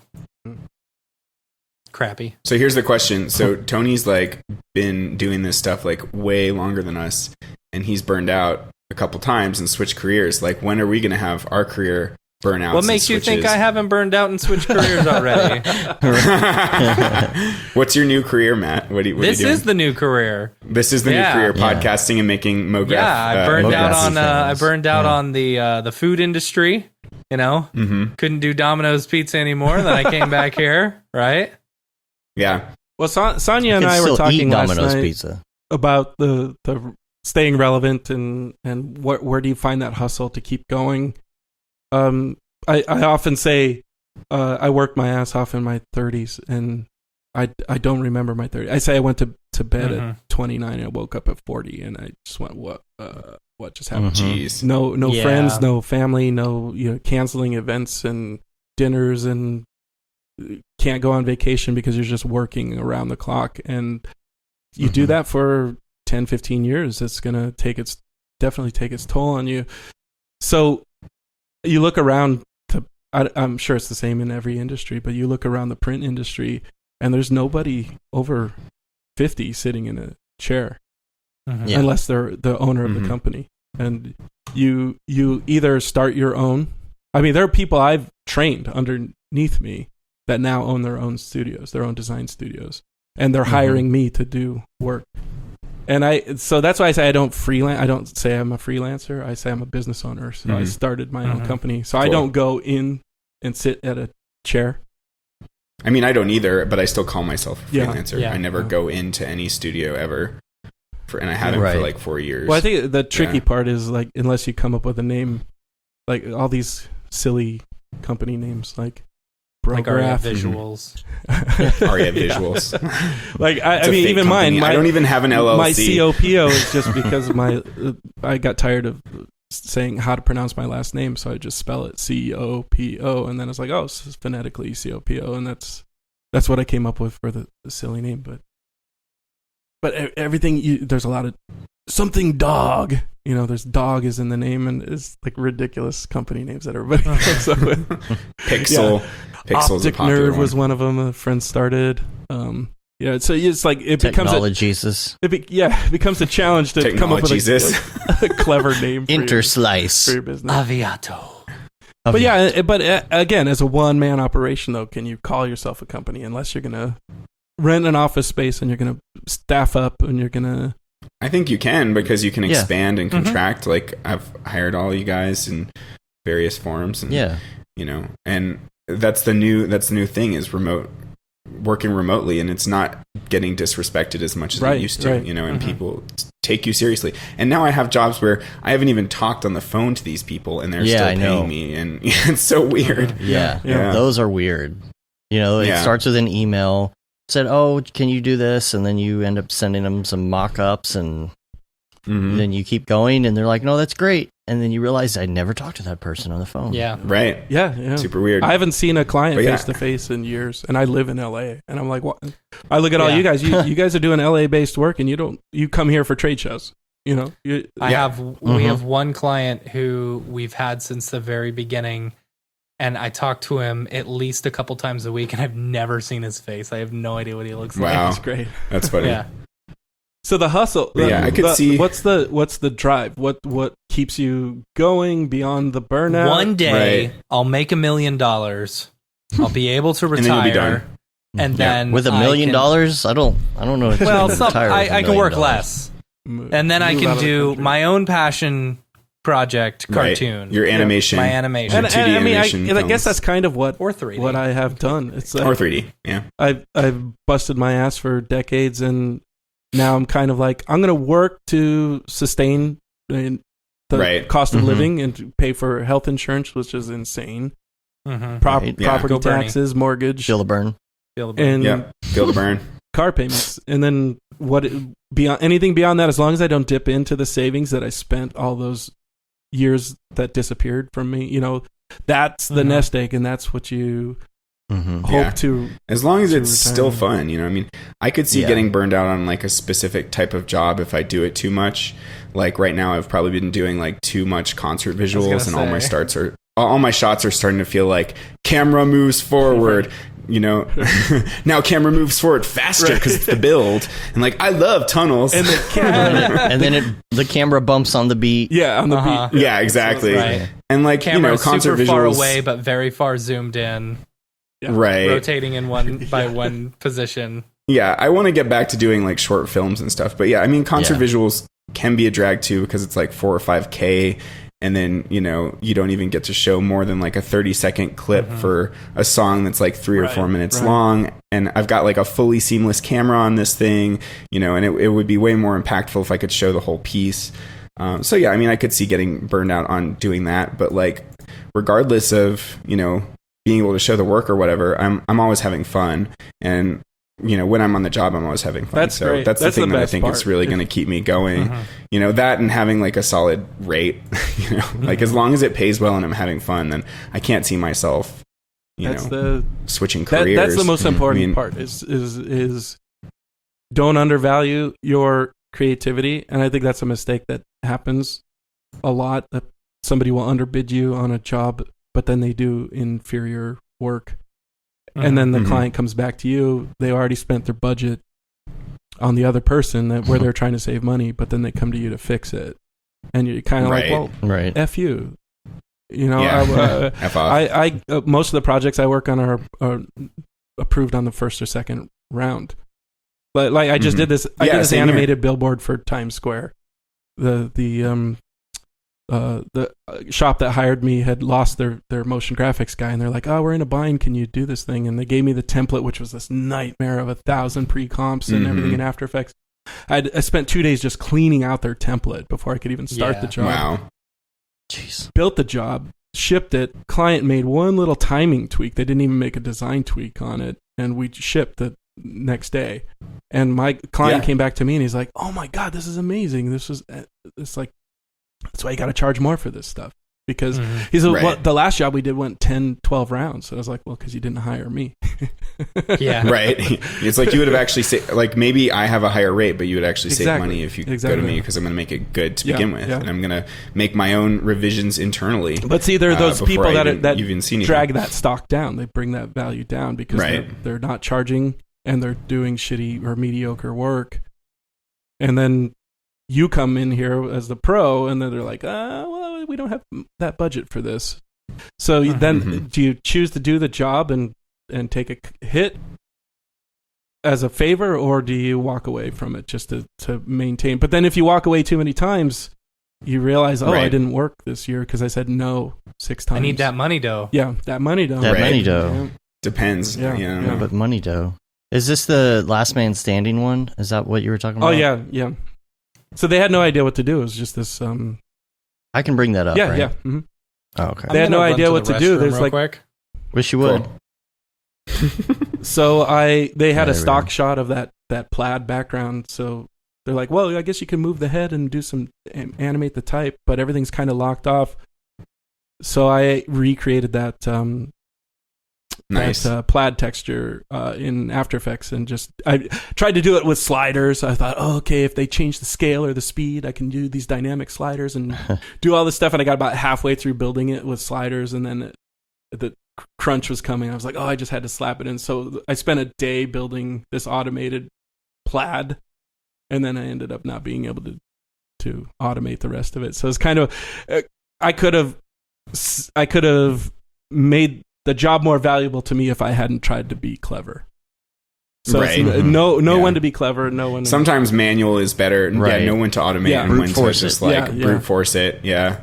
So I got your Vegas shot in here too. Yeah, that's the one. Oh, let's see the Vegas shot. Yeah, that thing is crazy. Lots of destroyed buildings and like little fires, and you replaced all the billboards too. Yeah, we had to replace made all the little flickery pixel. Oh, nice. Messed up billboards. Little Andrew Kramer building destruction on the right there.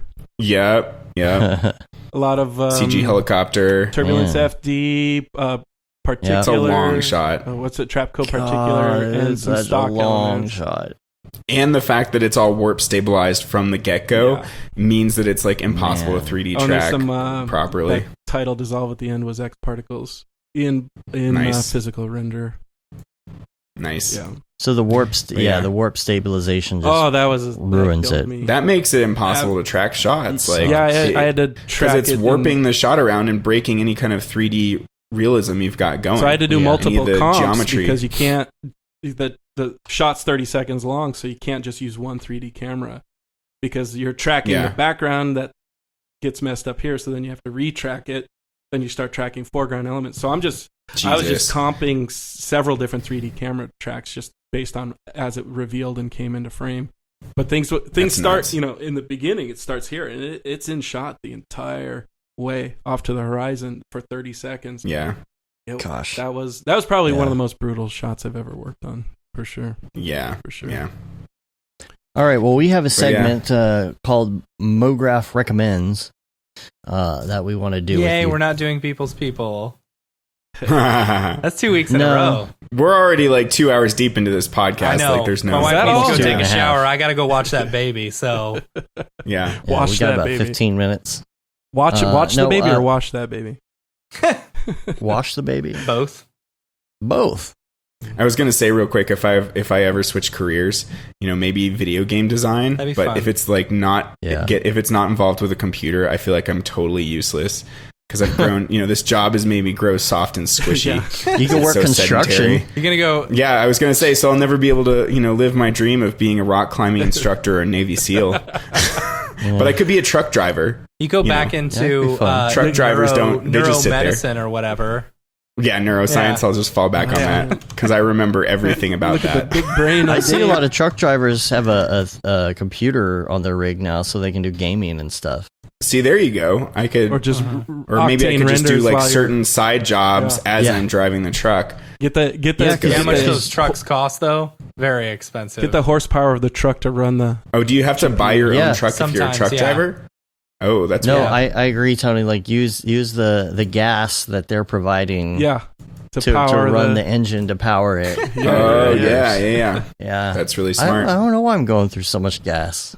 1 mile a gallon. It's just it's. I put two things down here on my list. I wanted to just mention. There's I don't know the origin of the quote, but we were talking about Beeple, who by the way is hilarious in person. If nobody's ever met him, I know all of us. Oh, we know. I met him a few times, and then at the last, it was the not Motion Plus. What was the Control Z event? Yeah, we went to the after party with him, and he's like, "Oh, I remember you," and he's talking to me. And then I think somebody mentioned my posters, and it pulled up that Dropbox that you were showing through, and he immediately handed me his phone and said, "Put your number in my phone." It was pretty awesome.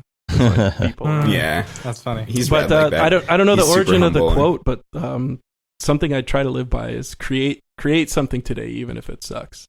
I don't know if you guys have seen that floating around on mugs and all that kind of stuff, but I put it as a wallpaper up on my third monitor, just as kind of a reminder that I'm not an everyday guy, and I think there's too much stress involved in that because I'm too much of a perfectionist.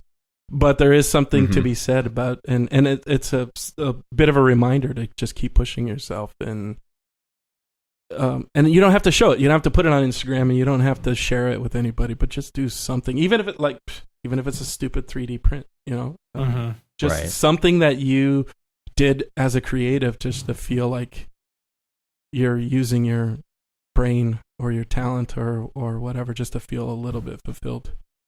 And you don't know who said it? No, I actually tried to Google it to find it because there's another quote. I was going through my Instagram and I did this little thing. My grandfather gave me these porcelain letters that were title letters back in the day before computers.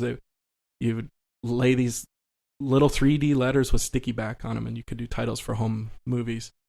And I did this little silly video on Instagram, like a time lapse of, I just used chopsticks and I spelled out this quote, and I found it's George Adair quote, whoever that is, I don't know who it is.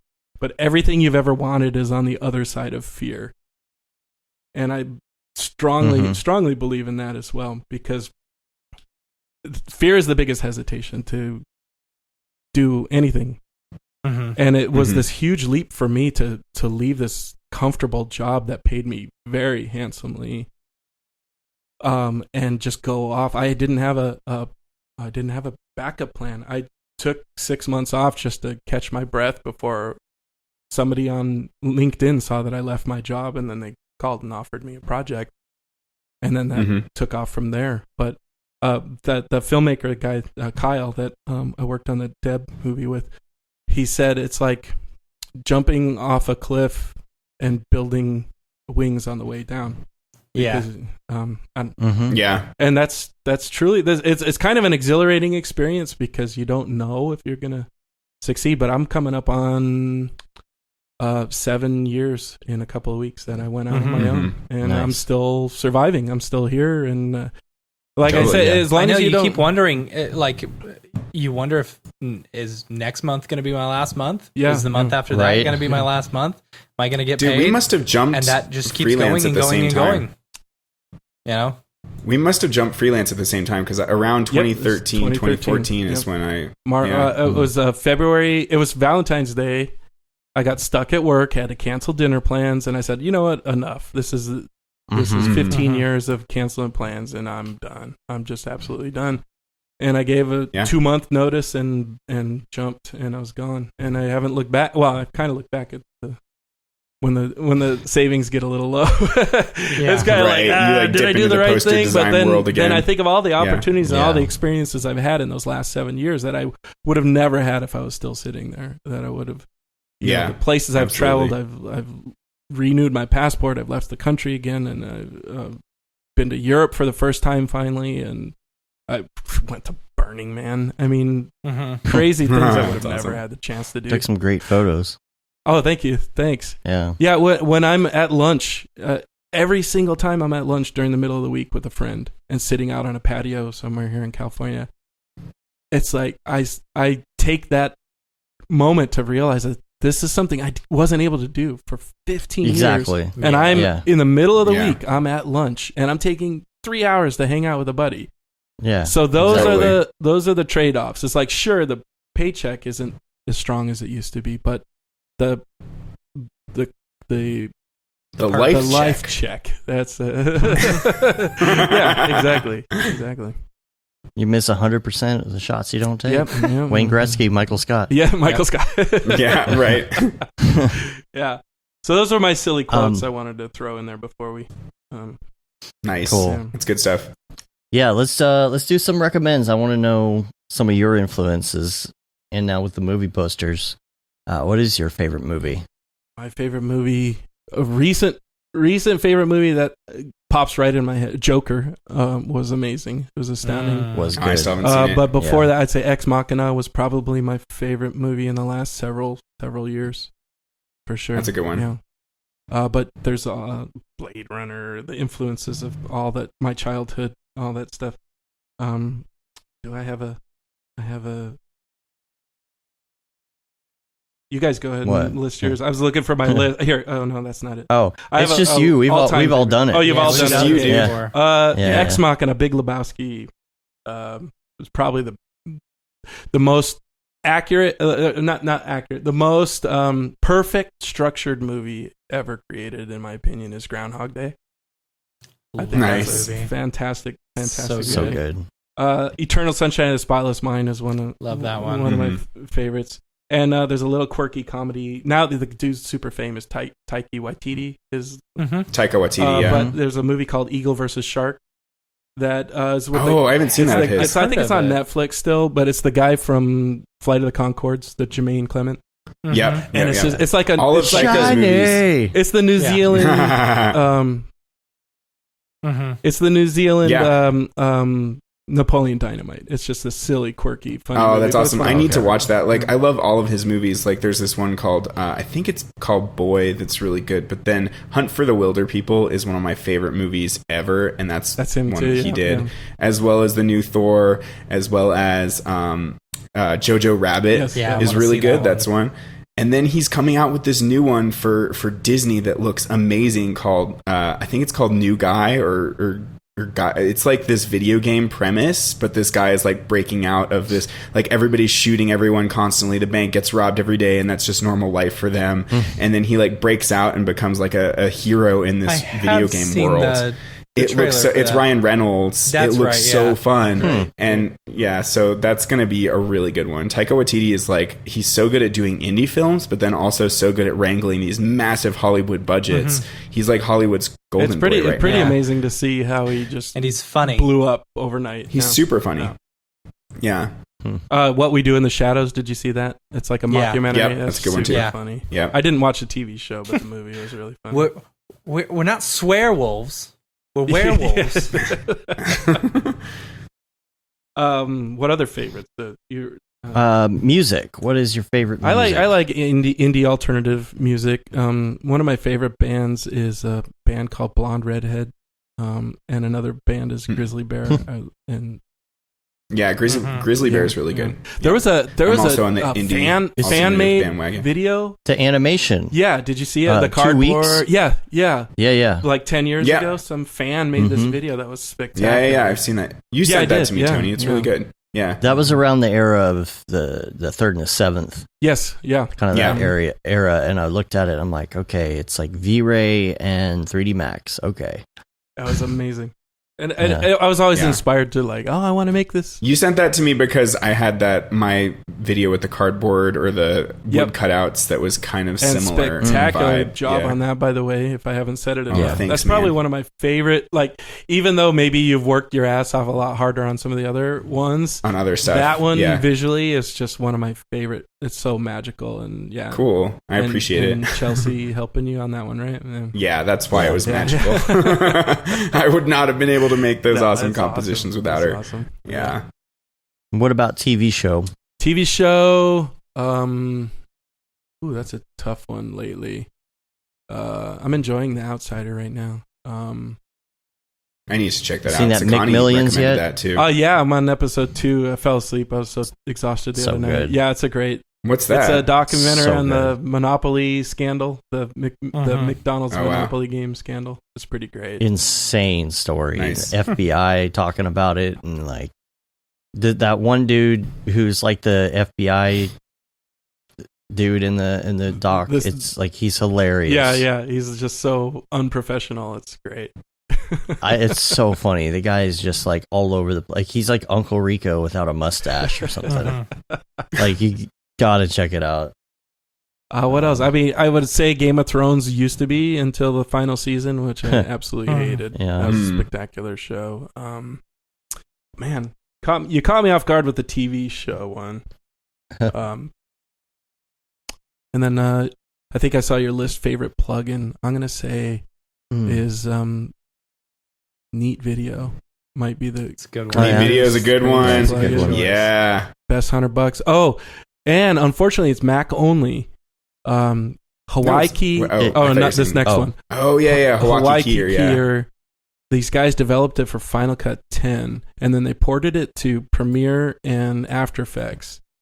And I was working on a project. It was for the same production company you guys did that Scooby-Doo thing for. Yeah. And there was a lot of iPad, iPhone replacements and hands going over. And I couldn't get Primat to key it. I couldn't get Keylight to key it. I couldn't get anything to key this thing. And I'm freaking out because I'm on a deadline. I got like 50 shots to do in like 2 days. Yeah. And I'm all over the internet. I'm downloading demos of keyers. And I find this obscure plugin, put on the demo, and one click of the button, and boom, it solved the whole thing. Light wrap, everything. Nice. I'm like, holy shit. So $100, $99, bought it. They've upgraded it maybe 2-3 times in the last couple of years since that job. And used it on this job last week. I'm still using this plugin. And now that I'm moved a lot of the stuff over to the PC, it sucks because now I got to be on the Mac to do the keying. Well, on the PC, you should check out. I haven't done keying in a while, but there's this one called Composite Brush that looks really Composite good. Brush is really good. I have Composite Brush. You have it? I like Cool. it. Does it do It's, light wrapping yeah. and all that too? It has think so? it has its strengths and it has its weaknesses. You know, Yeah, this Hawaii key it- is like the closest thing to nuke compositing that I've seen with a keyer. This thing, like, check out Composite Brush, Tony. Like, Google it Yeah. after this show because it's like, worth picking up. How much is It's it? also $100. great. It's also $100, but it's like crazy. I don't know, advanced like algorithms and techniques for keying, and it just looks. You're like it basically keeps the hair what you're doing super is detailed and you nice. go through and you select color. You know, you're like, I want to key this, I want to key this. You know, and if there's a little bit more, then it will go through. So is it like a spatial keyer, like Primat keyer? I was gonna say, but yeah, better it sounds maybe? like Primat does that too. You keep swiping Yeah. over the area But- until it. Yeah, Well, like the video of this though, like looks like it's way Great, better. yeah. I than wanna the check that video. out. Yeah. I don't know. I feel like the video kind of makes it seem a little bit Really? better. Yeah, than they it always is, do. You know, They always do. But out But yeah, of that's the a good box, recommend. this- Like Hawaii keyer. out of the box Hawaii key, Yeah. you literally just apply the filter to the layer without touching a dial, and you're 90% of the way there right out of the box. Mhm. And they That's have cool. two settings. There's a green and a blue. So it's not like Keylight or Right. wherever that you have to tell it it's green or blue. You use the green plugin or you use the blue plugin. And out of the box, 90% of the way there, and then you just do a little cleanup on it. The thing I've That's learned really with cool. all that stuff is you have to pre-comp all your background. Like if you scale your background, if you add color correction to your background and do all that stuff, pre-comp it so it's one layer, and then you do you tell still the like light wrap. do you denoise before? I'll like, denoise the key, yeah, and then I'll use it as a track mat, and Yeah. then I'll pre-comp the track mat with the key. So then I can then apply their edge tools. They have a separate plugin called Edge Tools. Then it references the Cool. background layer, and it uses that for the eroding of the edge, the light wrap of the edge. It's spectacular. Do you still have to do like a lot of core mats No, and no, edge mats no. and separating stuff out? No, it's all on just tricky, one, like shitty one click. lighting, somebody doesn't Tricky know what shots, they're doing yeah. on green screen. You Yeah. have to do like a separate hair mat. But most Right. of the time, I can get it with one pull, and Wow, yeah, that's it's cool. a pretty great plugin. Yeah. Okay, now what about podcast? That's one we skipped. Radio Lab is probably my favorite and that and 99% Invisible. You said 99% Invisible used to be a much shorter podcast. I think he was hired on the the public radio to just do these little 5-minute interstitials between shows. But then he created the whole Radiotopia network, this Roman Mars, and so now there's dozens of podcasts under his umbrella so 99% Invisible kind of, in my opinion, kind of outgrew the magic that it held for me originally. But one of the first things that ever it's basically, the principle is you look around you and there's 99% of the world around us we don't even pay attention to. So there's a light switch on the wall, but there's some engineer who drafted that up and somebody made the injection mold for that, and some electrician wired that, and some robot assembled this thing in a factory, and we just take advantage of the fact that we walk in a room and flip a light switch on and it's there. Mm-hmm. All the way to things like one of the first things I heard was we moved from phones with buttons to these touch screens, and we need this tactical feedback. Before the haptic feedback, we needed audio. There's a guy that's designing the sounds for touch screens, so we have that interactive experience. And the when you unlock the iPhone, that was the sound of a vice grip tool. That's cool. So those are the beauty of design, whether it's audio design, visual design, architecture. There's a lot of stuff about architecture on there. And he's based in San Francisco and in the Bay Area, and I have reason to go up there. I used to live up there, and I've got friends up there, so I go up there a lot. And there's little, almost like treasure hunts or scavenger hunts that he'll talk about something on the show, and I'll go up there and I'll try and find it. Like there's this street with the base of a statue. There's no statue on it anymore, but it's in this little circular area up on top of a hill over by Sutra Tower. And I went out and found it was like 2 blocks away from where my friend was living, and we hiked up there and found this thing. So it's kind of fun to like uncover these little treasures you hear about on a podcast and go up there in person. It's totally cool. 99% Invisible, and cool. This American Life pod, and that's a good one. And then what about headphones? I'm thinking that you've got the classic Sony. The classic. These are Engineer Studio monitor. NDR 7506. And I've done this cool thing. I saw this life hack on the internet. Oh, life hack. You feed, there you go. You feed the cord back through itself, loop it, and now I've made it like half as long. So when I plug it into the Oculus Rift, we just put it on the back of the headset, and then you don't have this gigantic cord. I mean, the Rift S has built-in headphones, but you guys have the actual headphones, right? Yeah.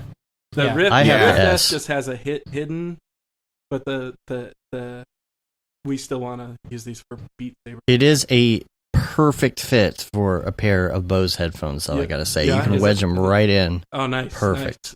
I'll have to look into that, because these are a little cumbersome when you're flailing around like a... But, totally. All right, so then you covered life hack, because that was that's one life hack. My other life hack is, and it took me 50 years of my life to learn this one, pistachio nut. You know how they come partially cracked, but sometimes you just can't get your fingernail in. To use one of the other shells to crack open. Oh. Dude. That's probably one of my favorite life hacks. Yeah. That's great. All right, and then I think the only other one left then is favorite app. Your go-to. Reddit. Yeah. Same here. Yeah. Reddit. What else? Let's see what's immediately on my phone here. The Maps app has never failed to amaze me. I play around with HomeKit, Apple HomeKit a lot. I've got a smart lock and the lights. So I hooked that all up. I'm an anti-Alexa, anti-Google, but I'm anti-Alexa, but I'm very much Google. Really? See, I'm the opposite. I trust Tim Cook in my house. I don't know why. I hate the man. Yeah. I'd say probably I spend more time in Reddit than anywhere else. And I'm a lurker. I'm a Reddit lurker. I don't post. Aren't we all? Have a username? I do, but it's not You're not allowed to say that. It's not me. It's not me. It's not my any other social name. Yeah. Anonymous Redditor. Deep depths of what everybody's really looking at on Reddit. He likes what? I thought he said he went to the 3D printing subreddit. /r/ Well, I don't even know. What's that bread girl? The bread one that girl just blog. Smashes her face in the bread girl blog. /r/furries. Matt showed that one to me. Gosh, that one's terrible. You know what I will say about apps on the? I don't know if you guys have the iPhones, or if you're Android people, but there's an AR app on here. There's a 3D capture app that uses the true depth camera on the newer buttonless phones, and you can literally just 3D scan your head or some object. What is that? Is it Bellis 3D? No, that's the one I had on here. Apps I never use. No, not it. Sorry, I can't find it right now. But you can export. You can export a FBX or an OBJ, I think, from it as well. Mm-hmm. But beyond being able to, it's crude point cloud shit. It's nothing impressive that you can model off of. But just the fact that we were talking about Mocha and 3D tracking and failing miserably at it most of the time. Mm-hmm. The fact that these phones can real time. I was at Barton's place and he was showing me this augmented reality where you could put a shoe on your foot. And he's doing it live, and he's just showing me his phone, and it's tracking to his foot perfectly. And I'm thinking, how many hours I've spent trying to track something in a computer? Yeah, right. Well, it's because the iPhone has so much additional data, like accelerometers and its positional. But how data. annoying is that? It's recording all the stuff that we never get as VFX absolutely. artists. So we can't plug that stuff into the absolutely. Into the program. But just AR, the few times I played with AR on the phone, it's pretty spectacular. But that was pre-Oculus Rift, and now I don't care about AR. All I care about is VR. Oh, that reminds me. There is... what the hell is their name? Oh, sorry to not be able to plug them, but I was told David about this. The Green Screen Killer. And the guy does this whole interview. He's on a fire escape. I don't remember what it's called He's on either. a fire escape with a green screen behind him, and he's talking about, let's get rid of the green screen. I think we've talked about this on the show before. They put tracking marker on the Yeah. camera so it knows the offset, and then the projection on the LCD screens behind them. Mm-hmm. You're getting real light interactivity, but the parallax is changing for the POV of the camera because it's tracking the camera. So you're getting parallax of buildings off in the distance and all that.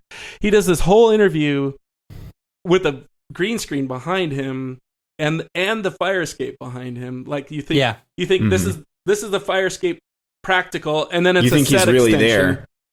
At the end of the interview, even the fire escape wasn't even behind him. It was like green screen with none a of it fake was even fire there. escape behind him. Yeah. Too. It's amazing. That's what they're doing for Mandalorian, isn't it? Are they doing okay? Yeah, I'm pretty sure. Like they've got these gigantic LED. Well, it's walls. not tracking though. I'm pretty sure it is. Well, it doesn't need to because it's it still needs parallax. An environment. Yeah, but it still needs parallax. If the camera's moving, you want that offset. I'm pretty sure that's. But it's an LED wall with actual visuals on it. Yeah, right. Yeah, but the visuals are adapting to the camera's point of view, time. So you're getting that parallax as if it's real 3D right there. Right. It's a pretty cool, like it's an Unreal Octane, real time render where they're offsetting. It's like the new way of getting it right in camera. Yeah. And then you're getting real reflection and all that stuff. And if we never have to key hair crazy David Aryev hair again, it's gonna be it's gonna put compositors out of a job. That's maybe fine by me. Like those kind of new technologies. Yeah, I'm bored with compositing anyway. Right. Yeah. Yeah. Cool. Well, I think we're probably gonna get out of here. We're at not gonna do any links. No, I don't have any links. I gotta go. I sent a few links, but that's okay. Matt's real quick before I go, I just have to do this. Bye, guys. The new standing desk is looking killer, by the way. So I just did want to mention that you're going to be on the late night show, the Render Late Night Show, David, with us. We don't have a date for that yet, but everybody's down. Yeah. We're gonna have you render late night discussion. Yeah, you'll be representing Octane, obviously. And, we're gonna have. So will Raphael Rao. Well, yes, and Raphael will be there too. And then who else is on the docket? Was it Tokyo Megaplex or no? I forget. No, not Tokyo. Well, first of all, Billy Chitkin's going to be on the docket. And Billy Chitkin's going to be there. Talking about Redshift. And I had asked Matt about V-Ray. I mean, I can do V-Ray if you want. I'm not gonna get on the positive side of V-Ray. I mean, well, yeah, but at least you'll be there to talk about it. Sure. And the aspects. I mean, even if it's not like you have to talk it up. It's just comparing things. Rich Nosworthy to do V-Ray. Oh, that could be cool. Yeah. And then Sean Astrom's going to be on as well for Corona. So, yeah. Rich Nosworthy's go-to is Redshift. Yes, though. But he was in V-Ray for a really long time. You're right. He's really good at it. You're right. Yeah. Yep. Cool. All right. Why do we even need to talk about V-Ray anymore? Though it's so on the down. Yeah. It's on the downtrend. Yeah. Well, You have to see. Wouldn't be. You're doing ageism right now. Yeah, dude. Ageism. Who we're bringing in for Maxwell? Yeah, from Maxwell, we'll bring someone on my new GSG Octane speedrun training. I list all of the renderers. There's Indigo, and then there's a million of them. Yeah. Splutterfish, one of the first GI. Is Furry Ball still around? I don't know. Remember Furry Ball? I don't know. I don't know. I remember it. All right, we're going to get out of here. You can rate us on iTunes, leave a review, you can subscribe on your podcatcher of choice. It helps get our ratings up, and subscribe to our newsletter. Ooh, I think I got to write another newsletter pretty soon. This month went by really fast. And you can say you've been there, done that, got the t-shirt with the MoGraph logo tee, Paul Babfield, the Bab 2020 shirt, all the profits from that go to Doctors Without Borders. And then the Render Things t-shirt, hoodie, and long sleeve tee. And, of course, the last one is That Render is Fire shirt. Finish the sentence. Which you can only wear ironically. Thank you. And coming be on the soon. lookout for the But Money Though. Yes, coming soon. But Money But Dough. Money Dough. But Money Dough. I will wear that every day of the week. All right. We'll figure something out on that. Make sure you subscribe on all the different things. Get on our Instagram, check that out. You can get some show clips and snippets and stuff like that. And you'll get information on when we're going to do things like those late night streams and junk like that. We're on Facebook, Twitter, Instagram, Periscope, YouTube, MoGraph.com. Tony. Yes, sir. Where Thank can you people so find you? Much. Find me on... Yeah, thank you. Find me when I thumbs up your posts on Facebook. I'm not a social media guy. I got an Instagram, at co.po, I think, on there. I just post silly things. Mostly art. What about related. You got to post all your movie posters? Your I don't put it. Oh, the tutorial. It's a YouTube COPO. It might be COPO videos. But they're old, they're outdated, but they're still fun. I still get comments on them weekly. Yeah. I did this tutorial on building an eyeball with all procedural built-in shaders, and I'm still getting comments daily on that thing. It seems to be the most popular one. So yeah, YouTube and Instagram. Cool. And I float around on the Octane Facebook group. I'll post experimental things there, and then I get excited when I get likes. Because I think that's what we do. Get those sweet likes. Dude, thank you so much for being on. That was a great thanks conversation. it was fun. For joining us Finally. too, David. I thought it'd be a lot of fun having you here to. You were the wingman at my wedding, so Your digital wingman. Yeah, I'll be the digital wingman. Yeah, and David is ariavisuals.com. You're pretty much that on everything, right? Social. Yeah, or just my name is probably the best. Yeah. On Instagram, I'm just David Ariev. Same thing with Twitter and Facebook, and cool. Smash Face and TikTok. TikTok. Yeah. Do all those dance videos. And what was that Vero? What was that new one that failed miserably? Everybody signed up the first day, and then nobody went back on it ever. It was like Vero or something like that. Yeah. Yeah. Yep. I'm man. on all the things. All you It's like young the whippersnappers. joke.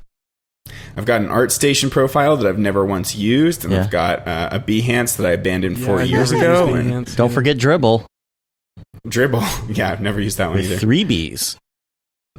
Yep. The Yeah, all B the things. is Cool. for bargain. The extra What's that? B I don't is know what for that's from. BYOBB. Well, what's that B. extra B for? That That's a one's typo. Is that an Office No, quote it's or a Simpsons. cartoonist? Simpsons. People sitting there, did it. people sitting there listening, going, I get it. Yeah, He's like people the- he's like the only gets one. it. Our only Simpsons Yeah. fan. Yeah. All right. All let's do right. it. We're going to get All right. out of here. Until next time, Thank I'm you guys Dave. for finally And I'm Matt. making my dreams come true. Sorry, I stepped over you guys. That's all right. Hey, let's just go into another hour-long discourse about. Yeah, I did Yeah. have one more question. No.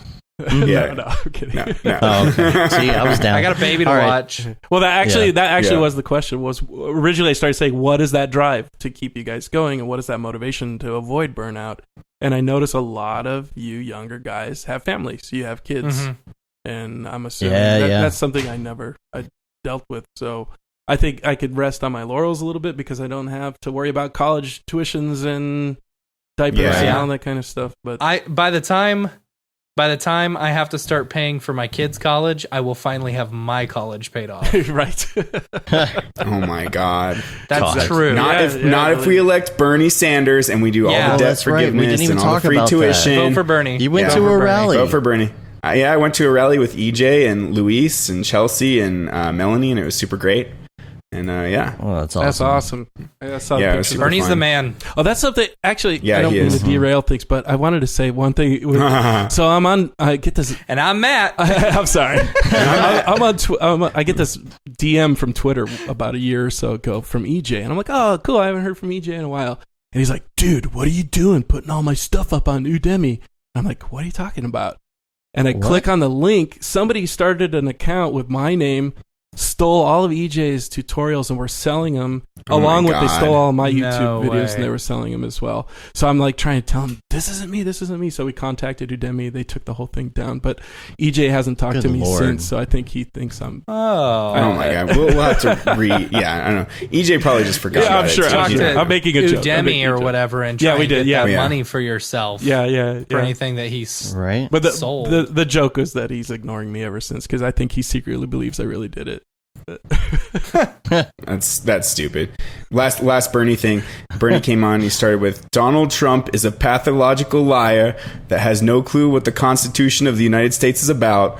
He's a bully, a racist, a sexist, a homophobe, a xenophobe, and a religious bigot. And those are his best qualities. Oh. Dang. He's coming Sick out. Bernie burn. Wow. Bernie And burn. then there goes half the Jeez. viewership for MoGraph.com.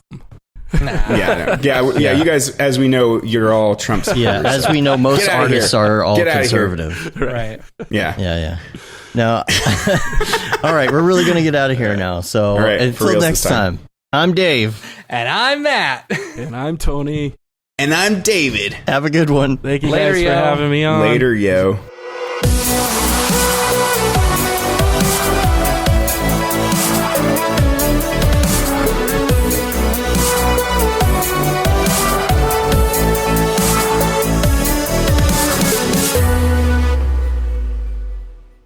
It's pretty good, I guess.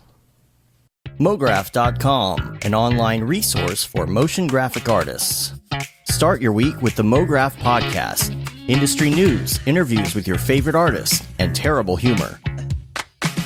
Watch live shows and interviews from MoGraph events like NAB, SIGGRAPH, Half-Res, and local meetups. Our MoGraph Talks feature live demos and motivation from artists all around the world. Sometimes you got to make stuff that you're not going to put on your reel, and I'm not here to judge. What if Rick and Morty show up for the countdown at midnight? That's where I peaked in life, in my career. We gotta stop this thing, Rick! It's gonna kill us all!